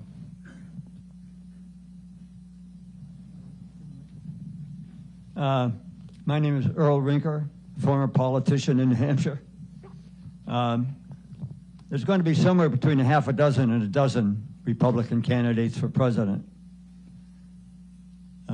7 years ago, Donald Trump only needed 30% of the vote or whatever it was in order to walk away with enough primaries to be our candidate. What's going to change this year? Well, first off, there's going to be 9, it looks like now, with Governor Sununu's announcement that he's not going to run. And really, there's 7 right now, including me. And I think we got Mike Pence tomorrow, makes 8. And it looks like Doug Burgum, the governor of North Dakota, is getting in. Look at that guy, just shrugged his shoulders. I had somebody say to me recently, Doug Burgum's running for president, the governor of North Dakota. They don't know Doug Burgum in South Dakota. But Everybody's got a right to run, and Doug's a nice guy, so he'll show up here soon. Let's start off with the fact that that's half of the number of candidates who were on the ballot in New Hampshire 7 years ago. So we've made some progress on the thing you're concerned about. Secondly, you don't know if all of us are going to still be here come February when you vote. You know, remember, Scott Walker was the front runner, and he left in September, right? So, you know, things change in this business, and you all have a way of making your voices heard even before you vote. So that's another part of it. But the last part of it is, I think we always make a mistake politically when we run the next election through the prism of the last one. Remember in 2015, at this point in the race, Donald Trump was at 4%. So when he mocks everybody who's in single digits, like, I love it. I'm like, yeah, like you. 7 years ago. I was ahead of him when he came into the race 7 years ago. I certainly never expected him to pass me, believe me. But this is not a static situation. 7 years ago, there was very little any of us could say about Donald Trump. He didn't have a record in public office. He made up his record in the private sector. Like, you would think the Trump organization was like, that he was like running Microsoft. He was running a family business that had about 70, 80 employees, real employees in the headquarters. Now, it was thousands if you count every greenskeeper and waitress and bartender, but he wasn't really managing those folks from day to day. He had made a lot of money in his life, inherited a lot, turned that inheritance into something bigger. Congratulations, that's really good. That's what everybody in America would like to do. But there wasn't a record for us to talk about. There is now, if we're willing to talk about it. Now, before tonight, I haven't heard one candidate for the Republican nomination talk frankly about his record. Not one. They wouldn't even mention his name. Like I said before, it's Voldemort time, everybody. They won't mention his name. I watched, and this shows you what a sad, sad life I really have. I watched large portions of the Joni Ernst roast and ride in Iowa. A sad, sad existence. But I watched parts of it, and I watched a little bit of every candidate. Not one of them mentioned his name. They would say cute little things like, we need new generational leadership. Oh, I get it. Trump's old, you're younger. Oh, I should vote for you. Or, we need a leader who looks forward, not backwards. Oh, I get it. You're talking about the way he still thinks the 2020 election was stolen, and you won't say it wasn't stolen, but you won't say it will, so you're going to keep us all guessing, but you're better than him. I mean, look, the reason this is going to be different this time, sir, is because at least one of us is going to call him on the fact that 8 years ago he stood on the stage in New Hampshire and said he was going to balance the budget in 4 years. And he left with the biggest deficit of any president in American history. He said he was going to eliminate the national debt in 8 years. He added $3 trillion to the national debt in 4 years. It's at least 3. He said 8 years ago that he was going to repeal and replace Obamacare. He neither repealed nor replaced, even though he had a Republican Congress. You all remember John McCain coming in and going, vote no. That is a failure of presidential leadership. And why do you think John McCain voted no? Now look, John McCain is gone and we can't ask him anymore. And it very well will be that John McCain, who's I found to be a pretty principled guy, really didn't believe in the bill. But I'll tell you something else that I know about John McCain. John McCain had a long memory.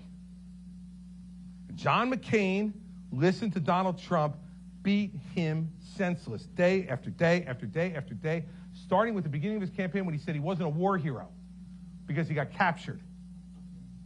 Now, I would just suggest something on a human relations basis. If you're looking for somebody's vote who was kept in the Hanoi Hilton for years, as a prisoner of war and beaten and abused and didn't leave because he said, I will not leave unless my men leave with me. If you want his vote, how about trying not to say he's not a hero? How about we start at that minimum amount of public discourse? And now I heard him say, if we made him president again, he would settle the Ukraine war in 24 hours. Did you hear that one? That's a beauty. That's really in a career of complete falsehoods. That makes the top 5. But let's give him the benefit of the doubt. Let's say Donald Trump could settle it in 24 hours. Let me tell you how he would. He'd give Ukraine to Russia. And he said it. He said it on television. He said it at CNN, and he said, look, Russia's going to wind up with Ukraine anyway, so what's the difference? That's how he'd settle it in 24 hours. He'd call Zelensky and say, hey, guess what? Time to raise the Russian flag up on the pole. We're out of here. So I'm going to talk about those things and a lot more because I don't want to do it all tonight because, I want you to come to the next one. But that didn't happen last time. He was given a free pass. Did he ever do this with you? Did Donald Trump come to New Hampshire 7 years ago and stand in the middle of the room and take any question from anybody without knowing who you were or what your question was going to be? Oh, no. He went over to the hockey arena and stood in front of a large crowd and gave his normal speech, waited for all of you to cheer and chant his name, and then he left. Got on his airplane and went home to sleep in his apartment in New York. I'm at the Hilton Garden Inn tonight, in case you're wondering. The bar's open until 11. So, guess what? I'm calling him out. It's time for him to stand in the center of this room and answer questions. It's time for him not to look at somebody and when he doesn't like their question, just call them a mean person. Right? Guess what? You want to be president of the United States? Stand in the center of the room in front of the people that you ask to govern and take their questions. And if he's unwilling to do that, send him back to Mar-a-Lago. Plays golf every day anyway. Let him go back to playing golf. And by the way, that's one other promise. I'm glad I brought that up. Remember, I stood on the stage in 2016. He said, with all the problems America has, how can Barack Obama play 120 days of golf? How can he do it? I won't play one day of golf. I'll be so busy solving your problems that I won't play one day of golf. 265 days of golf in 4 years. Now, look, I don't golf. So I can guarantee you I won't be golfing. But that's not the point. The point is, it was all a lie. He plays golf all the time. He owns golf courses. So when he told you he wouldn't play one day of golf, here's the worst part. He never meant it. He never meant it. Now, seriously, if character is destiny, how do we reward that anymore? It's one thing to make a mistake. It's one thing to make a bad judgment. But when his whole life is about golf, when most of his profits are in owning golf courses, and then he comes in front of you and says, I won't play a day of golf as president, I don't care whether he plays 500 days of golf. In fact, having him out of the Oval Office might have actually been better than having him in it. But don't lie to me. Don't treat me like a fool and tell me you'll never play when you know you have every intention of doing it.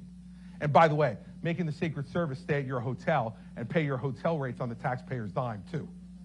Because let me tell you something, everybody. The grift from this family is breathtaking. It's breathtaking.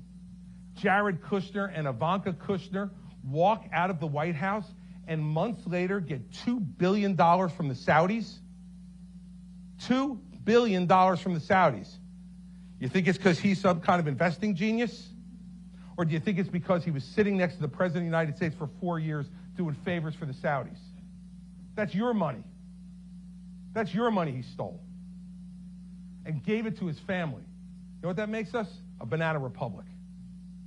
That's what it makes us. So, he may get 30% again. I'm not sure. Maybe he'll get more. Maybe he'll get less. But let me tell you what he'll know in 2024 that he had no idea of in 2016. He's in for a fight to get it.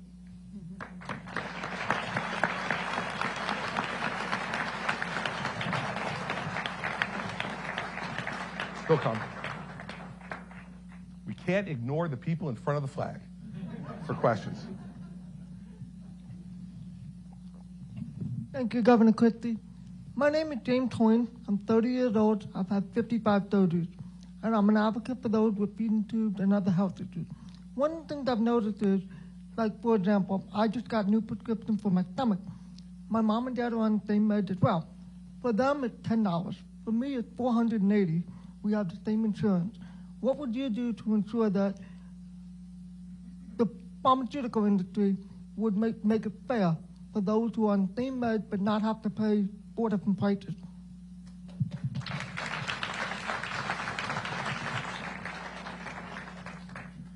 We have to find a balance in this country between two things.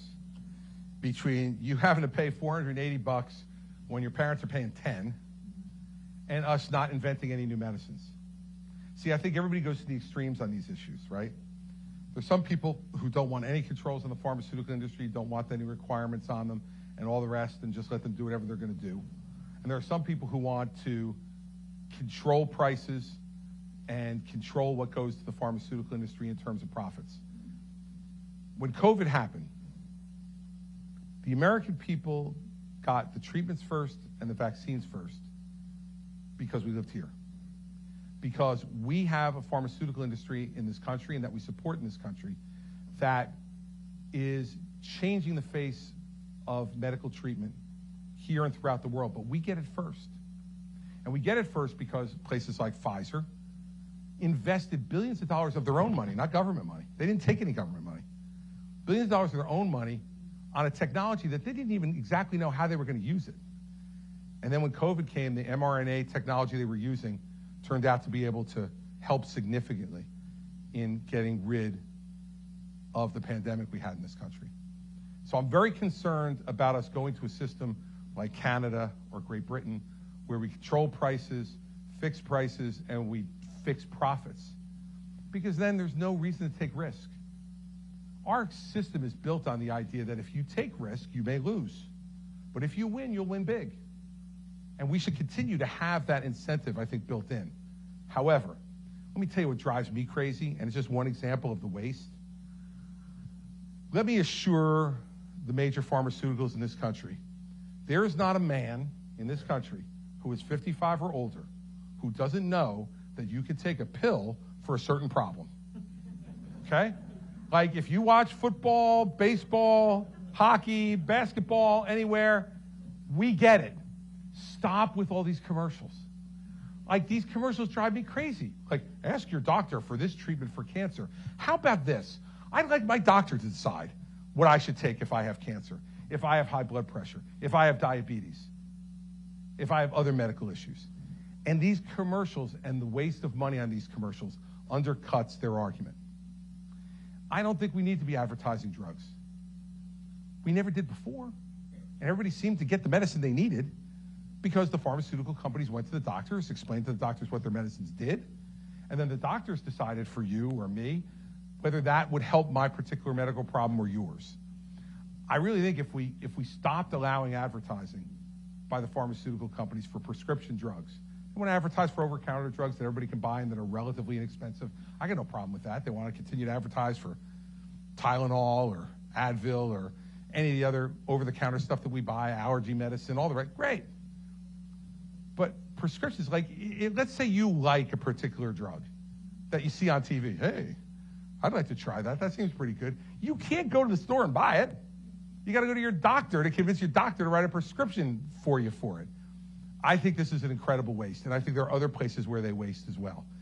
And I think that's where we have to get at. And by telling them, you got to make a choice. You want to keep advertising, but then we're going to restrict your profits.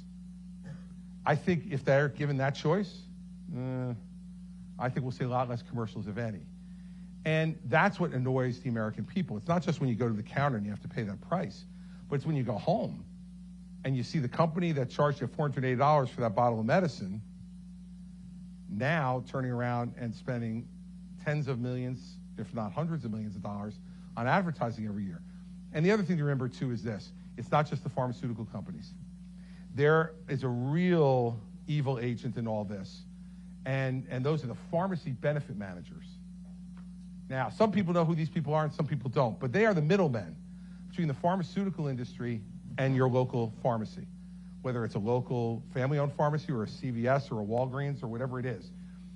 And the pharmaceutical industry gives hundreds of millions of dollars, if not billions of dollars every year in discounts off of their drugs. Guess who keeps most of the discounts? The pharmacy benefit managers. They keep most of the discounts and pass this much on to you. And they are making a fortune for literally doing nothing. The pharmaceutical companies invent the drugs. The doctors prescribe the drugs. And these people in the middle are just pushing paper and moving medicine. And they're making billions of dollars. Look at some of those stocks like Cardinal Health and others who make a fortune. We need to have some common sense reform of that. Because for middlemen to be keeping the majority of those discounts that the pharmaceutical companies give to try to decrease the rate that you pay at the counter is just wrong. It's just wrong. And I don't know who their lobbyists are, but they must be pretty damn good because they fly under the radar screen, but they shouldn't. So those are two ideas that I have on the advertising side and pharmacy benefit managers that could bring those prices down while not destroying the ingenuity and the inventiveness of the American pharmaceutical industry, which are changing lives every day and saving lives every day. So we got to find that balance. So that's the way I would go about it. All right. Yes, ma'am. Thank you so much. Thank you, and thanks for being here. My name is Nancy Ryan, and I live in Lee, New Hampshire. I'm New Hampshire's field coordinator for the National Breast Cancer Coalition. And I really liked what you said about thinking big because that is exactly what the National Breast Cancer Coalition does. We want to end breast cancer for everyone. I don't know if you know this, but New Hampshire has the second highest incidence rate of breast cancer in the country. I didn't know that. So I'm obviously very involved and very concerned about this. What I would like to ask you tonight is to sign the National Breast Cancer Coalition's public policy platform.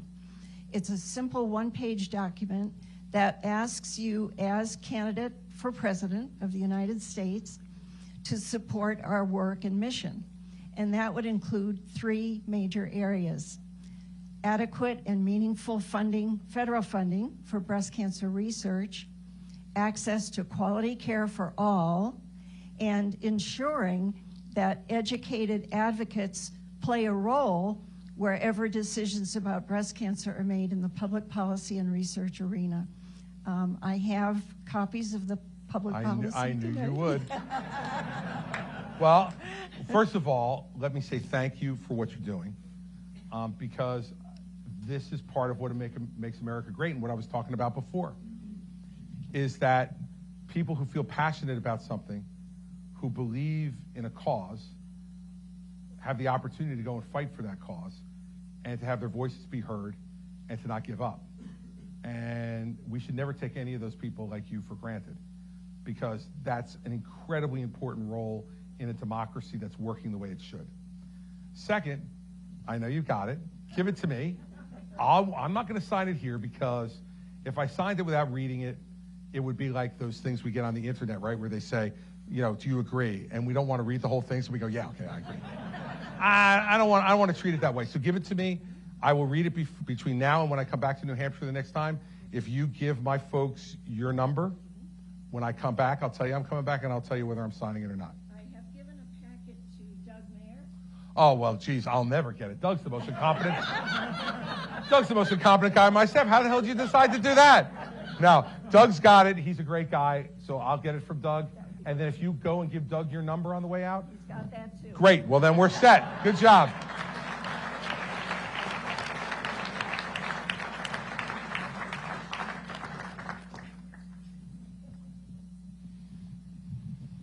Thank you, Governor, for being here. My name is Valerie. I am 19 and a New Hampshire state representative. And in regards to domestic policy, what is your chief policy aim in the first 100 days?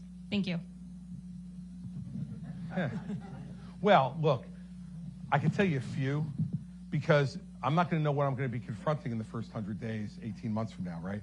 So something may happen between now and January 20th of 2025 that makes me go, oh, okay, I was going to do this, but now I'm going to do that.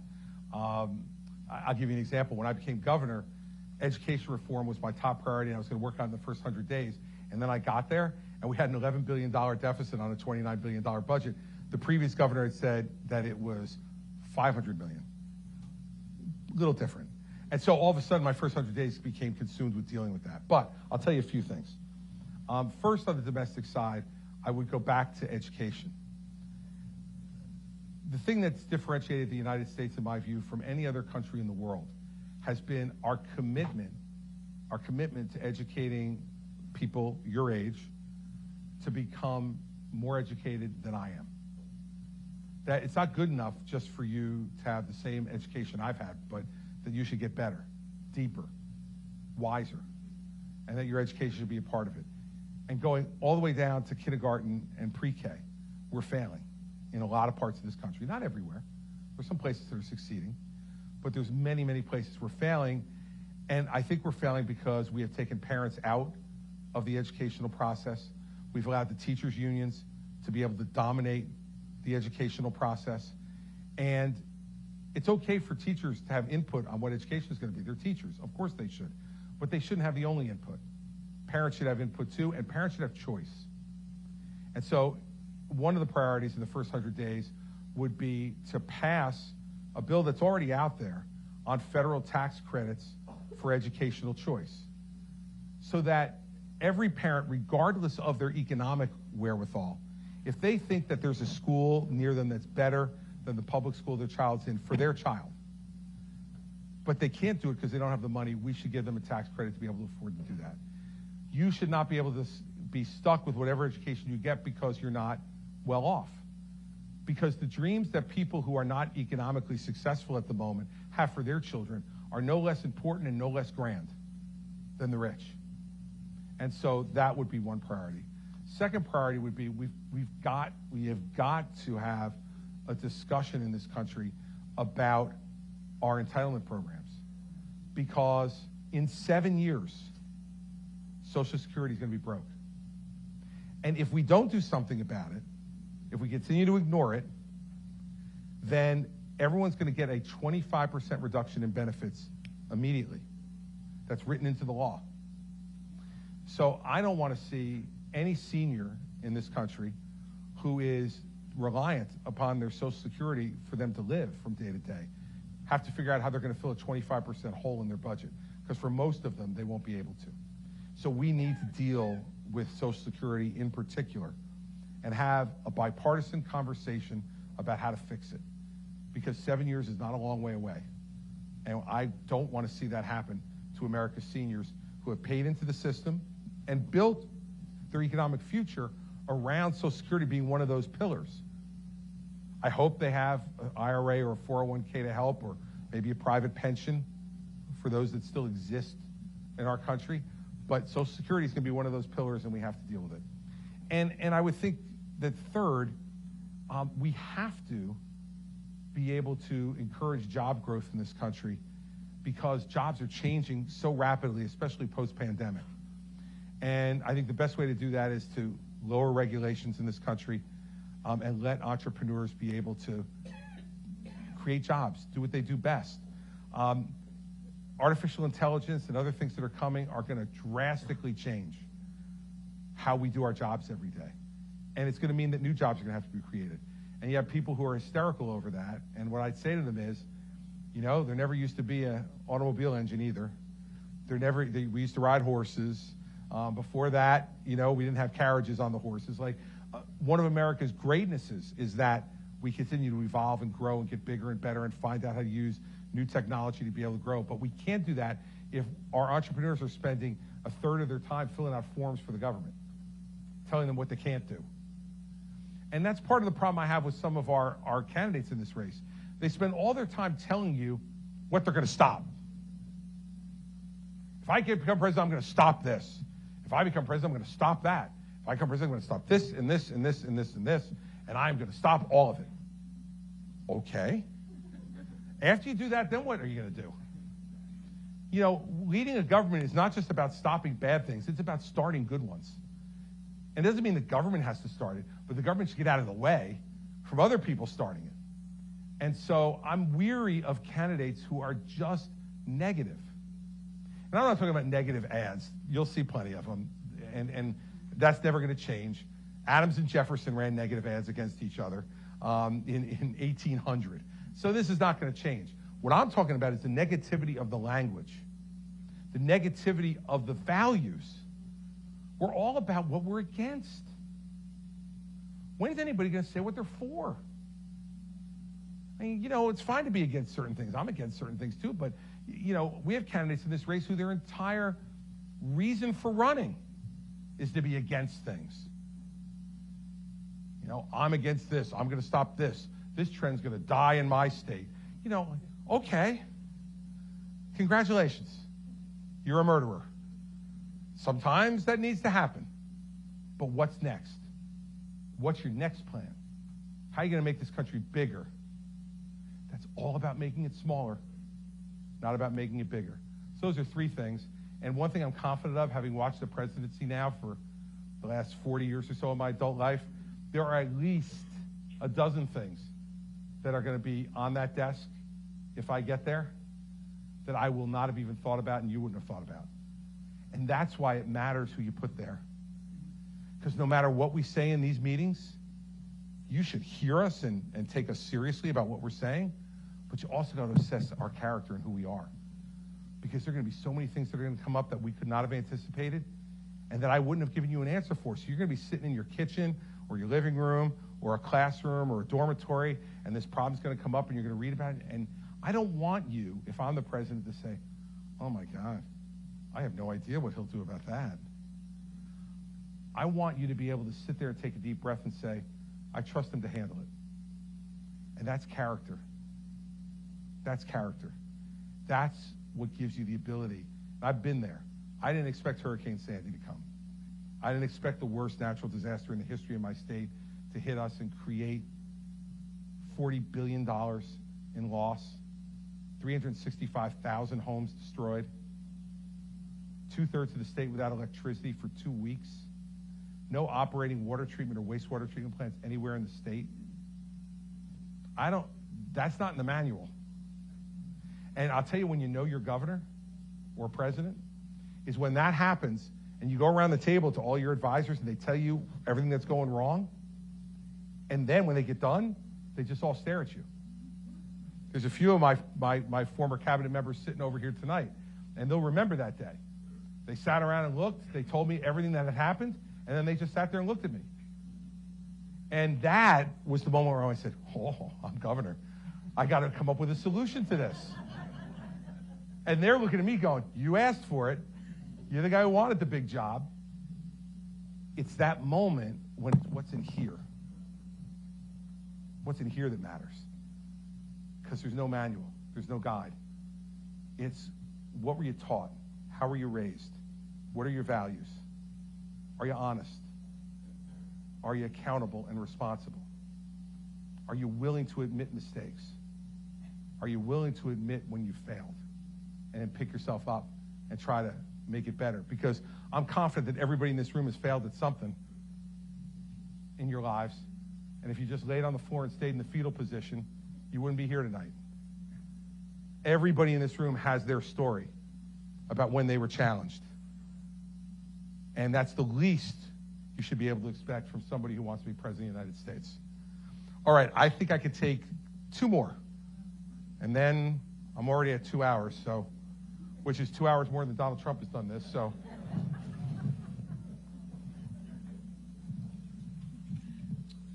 Good evening, Governor. Thank you for being here. My name is Andrew Moore from Tamworth, New Hampshire. Earlier in your speech, you talked about mistakes you made throughout public service and throughout your life. What would you say, your biggest mistake has been, through your time in public service, and what have you done in order to, avoid those mistakes in the future? Well, thank goodness that you just restricted that to public service, because now I don't have to admit another mistake that I made to Mary Pat. That's good. It's a relief. Look, the biggest mistake I made in public life was that I put a few people into a position of authority at the Port Authority of New York and New Jersey who went on a frolicking detour to divert traffic off the George Washington Bridge. Without telling me, without me knowing anything about it, they used my power and my authority to play a fraternity prank. And it cost me a lot. It cost me credibility. It humiliated me publicly. And I should have never put those people in that position. It's the biggest mistake I made. And, you know, those people didn't commit a crime, because being stupid in America is still not a crime. But let me tell you, they tried to send them to jail for it, and the Supreme Court overturned it and said it's not a crime. Stupidity is not a crime. But it was a mistake on my part. I didn't see who they really were. And I've got to be responsible for that. I could have never guessed. I will tell you, it was the biggest shock of my public life that any of those people would have done what they did. But you're accountable. They acted in my name, and I put them there. And it was the biggest mistake I made. And it cost me credibility with my people. It cost me humiliation with people that I love and care about, who counted on me to be better. And so what I learned from it is, measure twice, cut once on personnel. Personnel is policy. More than anything else, personnel is policy. The people you pick, you must completely trust. It doesn't mean you won't make a mistake, but you probably won't make one as grave as that. And so it was a mistake. And I've said I was sorry for it at the time, but I think now it's 10 years ago, believe it or not. And 10 years later, the perspective I have on it is the same as I had at the time, which is I could have never guessed it, but it was my job to make sure I did. And so, you're going to make those mistakes. I think what it'll help me do if I become president is to not make that same kind of mistake again. And to really not take any position of authority that you give to someone else lightly. Because believe me, I didn't supervise these people every day. They were off in New York City doing their work. I'm down in Trenton. I didn't see them. But you know what? They were acting in my name. So I got to be held accountable for that. And I can guarantee you I was, in a significant way. So that's probably the biggest one. All right, last one. Let's go to this guy right here. Thank you, Governor. I've been waiting for this one. All right. End on a hot one. Let's go. Okay.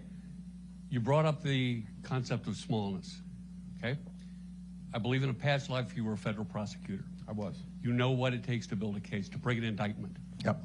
If Donald Trump is indicted and you become president, will you pardon him? Well, I have to tell you the truth. I can't completely answer that until I know what he was charged with and convicted of.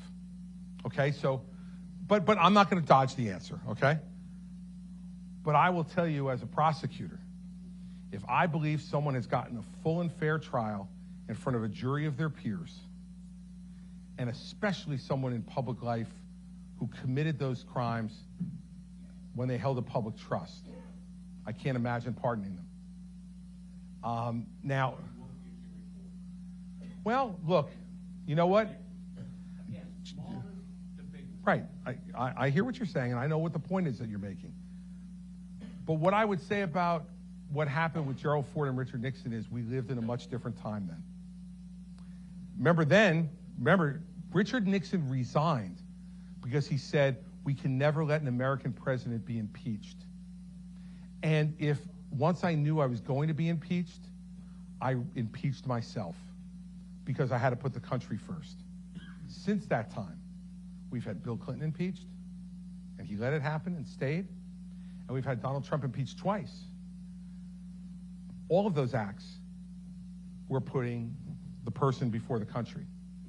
Richard Nixon put the country before himself. He committed horrible crimes. But in the end, when the moment came for him to decide whether he was going to put the country through an impeachment proceeding and a trial in the Senate, he said the country's more important. And I believe that that's one of the reasons Ford gave him the pardon, was because he didn't put the country through all that. And I think Ford in part wanted to reward that behavior of putting the country before himself, even though he had failed that test any number of times during his presidency, but he left as a result. I didn't see that conduct in Bill Clinton, and I have not seen that conduct in Donald Trump, to put the country before their own self-interest. And I think that's a key part of deciding whether someone merits a pardon or not. Remember the other thing. By accepting a pardon, the person must acknowledge their guilt. That's why I'm completely in the clear. Completely in the clear. It will never happen. That will be the shortest phone conversation I will ever have as president. I'll think about you, and I'll pick up the phone and say, Donald, I'm willing to give you a pardon, but you have to admit you were guilty. And he would say, I will never, ever, ever do that. And I'd say, have a nice day, and hang up. And then I'll be done. So I am, as a practical matter, I am in absolutely no danger, I don't think, of having to make your decision. But I think it's an important question. And it's not an easy one. I'm having some fun with it, but it's not an easy question to answer. And that's why I say to you, I can't give a complete answer to you until I know what was he convicted of, what was his exact conduct, what's his willingness to accept responsibility. All those things are things that as a governor, and I granted a number of pardons as governor, that I had to consider before I would give a pardon. And I'd need to know all that before I made a final decision. But the obligation of the person receiving the pardon is to admit their guilt and to ask for forgiveness. I understand this as a Catholic. I had a great conversation one time. My wife is really going to cringe that I tell this story. She's already cringing. I was 18 years old, and they had just started in the Catholic Church face-to-face confession. And so I had to go for the first time. Not in the booth, not with the screen, not with any even pretense of anonymity. I'm now sitting across from my parish priest having to confess. So I went through the normal stuff, which you can imagine I would have to confess. Took the Lord's name in vain, spoke disrespectfully to my mother and father, wasn't kind to my brother, who's here tonight also. I confessed all those things. But then I asked the priest, I said, Father Lorenzo, I said, do you have to confess premarital sex? And Father Lorenzo looked at me and he said, only if you're truly sorry for it.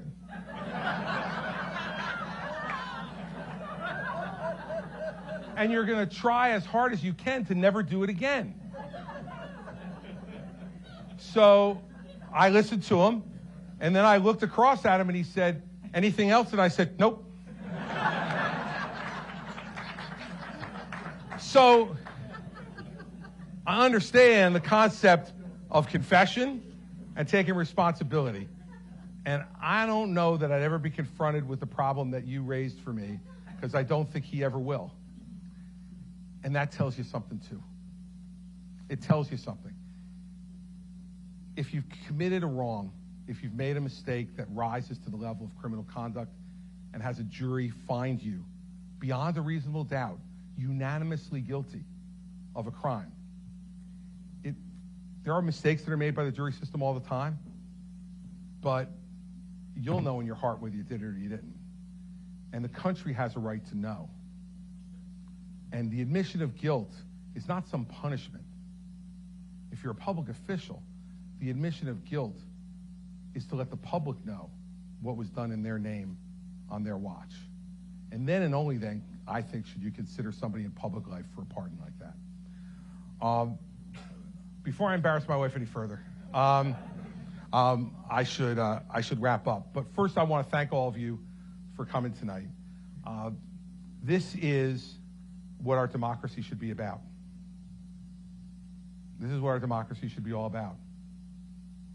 It should be about people who aspire to leadership coming in front of you and hearing about your concerns and giving their honest answers and letting the chips fall where they may.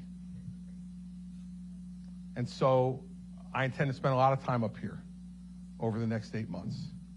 And I intend to let you have multiple cracks at me to see what you can find out and let you discover or rediscover for some of you who I am and what I offer. Here's what I'll promise you.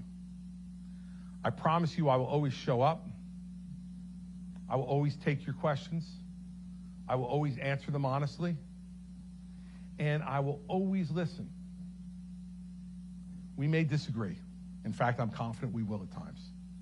But you'll never, ever, ever, ever have to wonder whether I hear you. And whether everything I do, I believe, is in my heart and in my mind, is the best thing for our country.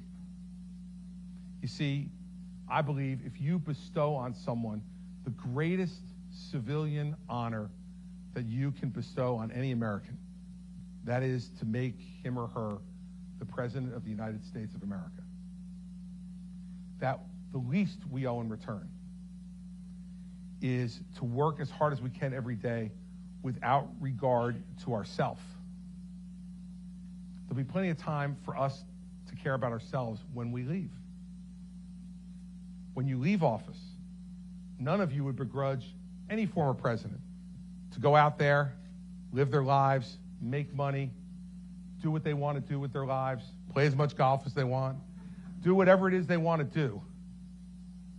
But while you're serving, in my mind, every analysis of every problem must start with the question, what in my heart and my mind do I believe is in the best interest of the 330 million Americans that I represent? Not just the ones who voted for me, not just the ones who support me in a public opinion poll, not just the ones I've met, but all the ones that I'll never meet and certainly never get to know, but who we share a common bond. Washington said one time, the reason I continue to disagree with people is to remind myself I'm an American. George Washington understood that to disagree, to discuss, to argue with each other was truly, purely American. And for the leaders, the job is to take those disagreements and not stoke them, not pour gasoline on them, but to put your arms around them and try to solve them. Because you're uniquely in a position where you can do that. If you want to know what kind of president I will be, that's the kind of president I'll be. I won't apologize for saying what I say and believing what I believe, but I also will not condemn someone else for having a different opinion. First, I'll just try to convince them they're wrong and try to get them on my side. And if that fails, then it's my job as the executive leader of the government to find a place where we can meet somewhere near the middle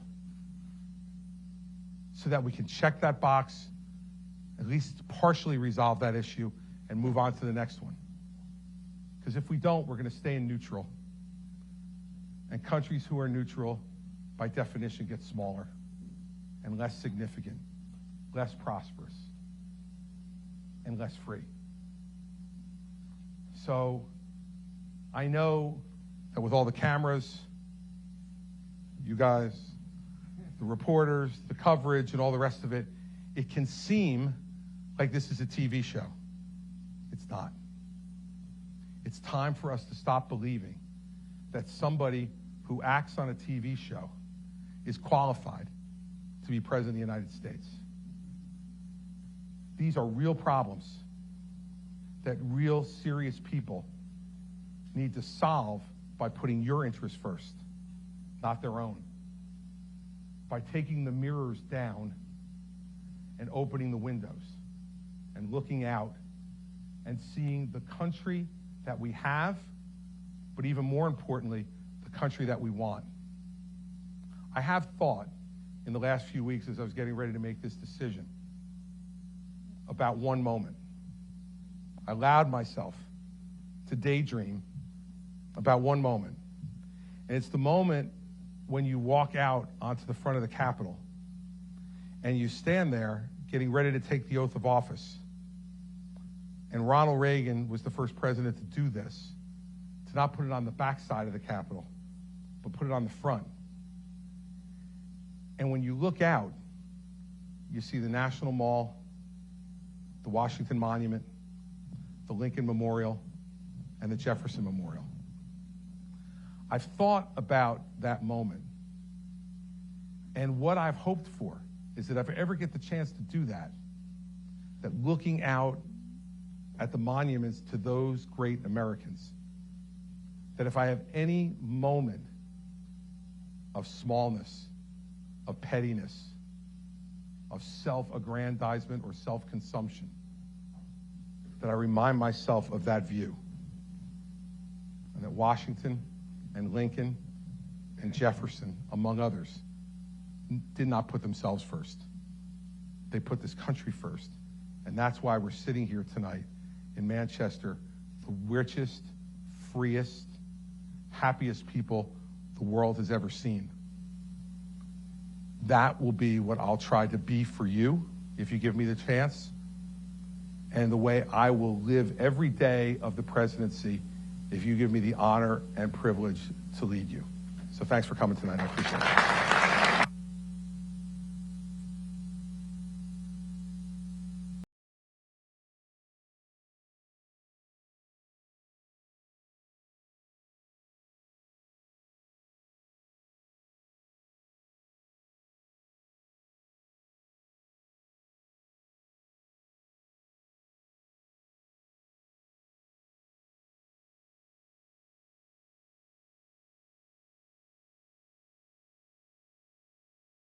A Russian man claiming to hold top-level secrets about Russian advanced bombers has just turned up at the U.S. southern border, seeking asylum.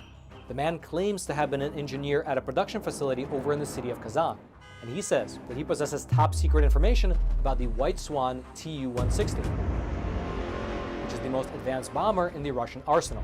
U.S. border officials, they interviewed the man, and they determined that his story was in fact credible and eventually passed him off to the FBI, who are still in the process of interrogating him right now. However, analysts have pointed out that the fact that the story was even leaked to the public is an indication that perhaps the American government is encouraging other Russians who also hold top-level secrets to also escape to America.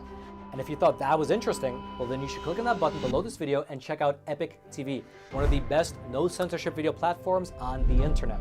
On there you will find awesome programs like American Thought Leaders. We've now been, for 2 years, trying to obtain the unredacted emails. We're down to the last 50 pages. So that's where all the incriminating evidence is. Crossroads. One of the big things happening right now is what's taking place with Russia and China. Counterpunch. You will see information you've never seen anywhere else. Facts Matter. I'm your host, Roman from the Epoch Times. Stay informed, and most importantly, stay free. As well as a plethora of great documentaries, wholesome movies that you can enjoy with your whole family. If I reach 1 hour, I accomplish something.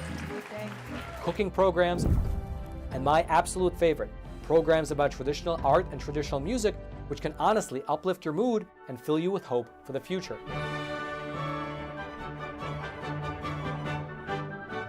And the best thing about Epic TV, at least in my opinion, is that there's no corporate backing and there's no allegiance to some anti-American agenda. How dare you come to this peaceful community and try to scam these people? What the hell are you talking about? But rather, it's just good, honest, wholesome content that's based in truth and tradition. I saw it. It was incredible. Something that you can actually sit down with your whole family and enjoy, knowing that some ideology is not about to be pushed upon you. And who's fighting it? We're fighting it here at Epoch Times, and we need to keep bringing you the news. And so again, if you'd like to check out Epic TV, just click on that button below this video. You and your family will absolutely love it.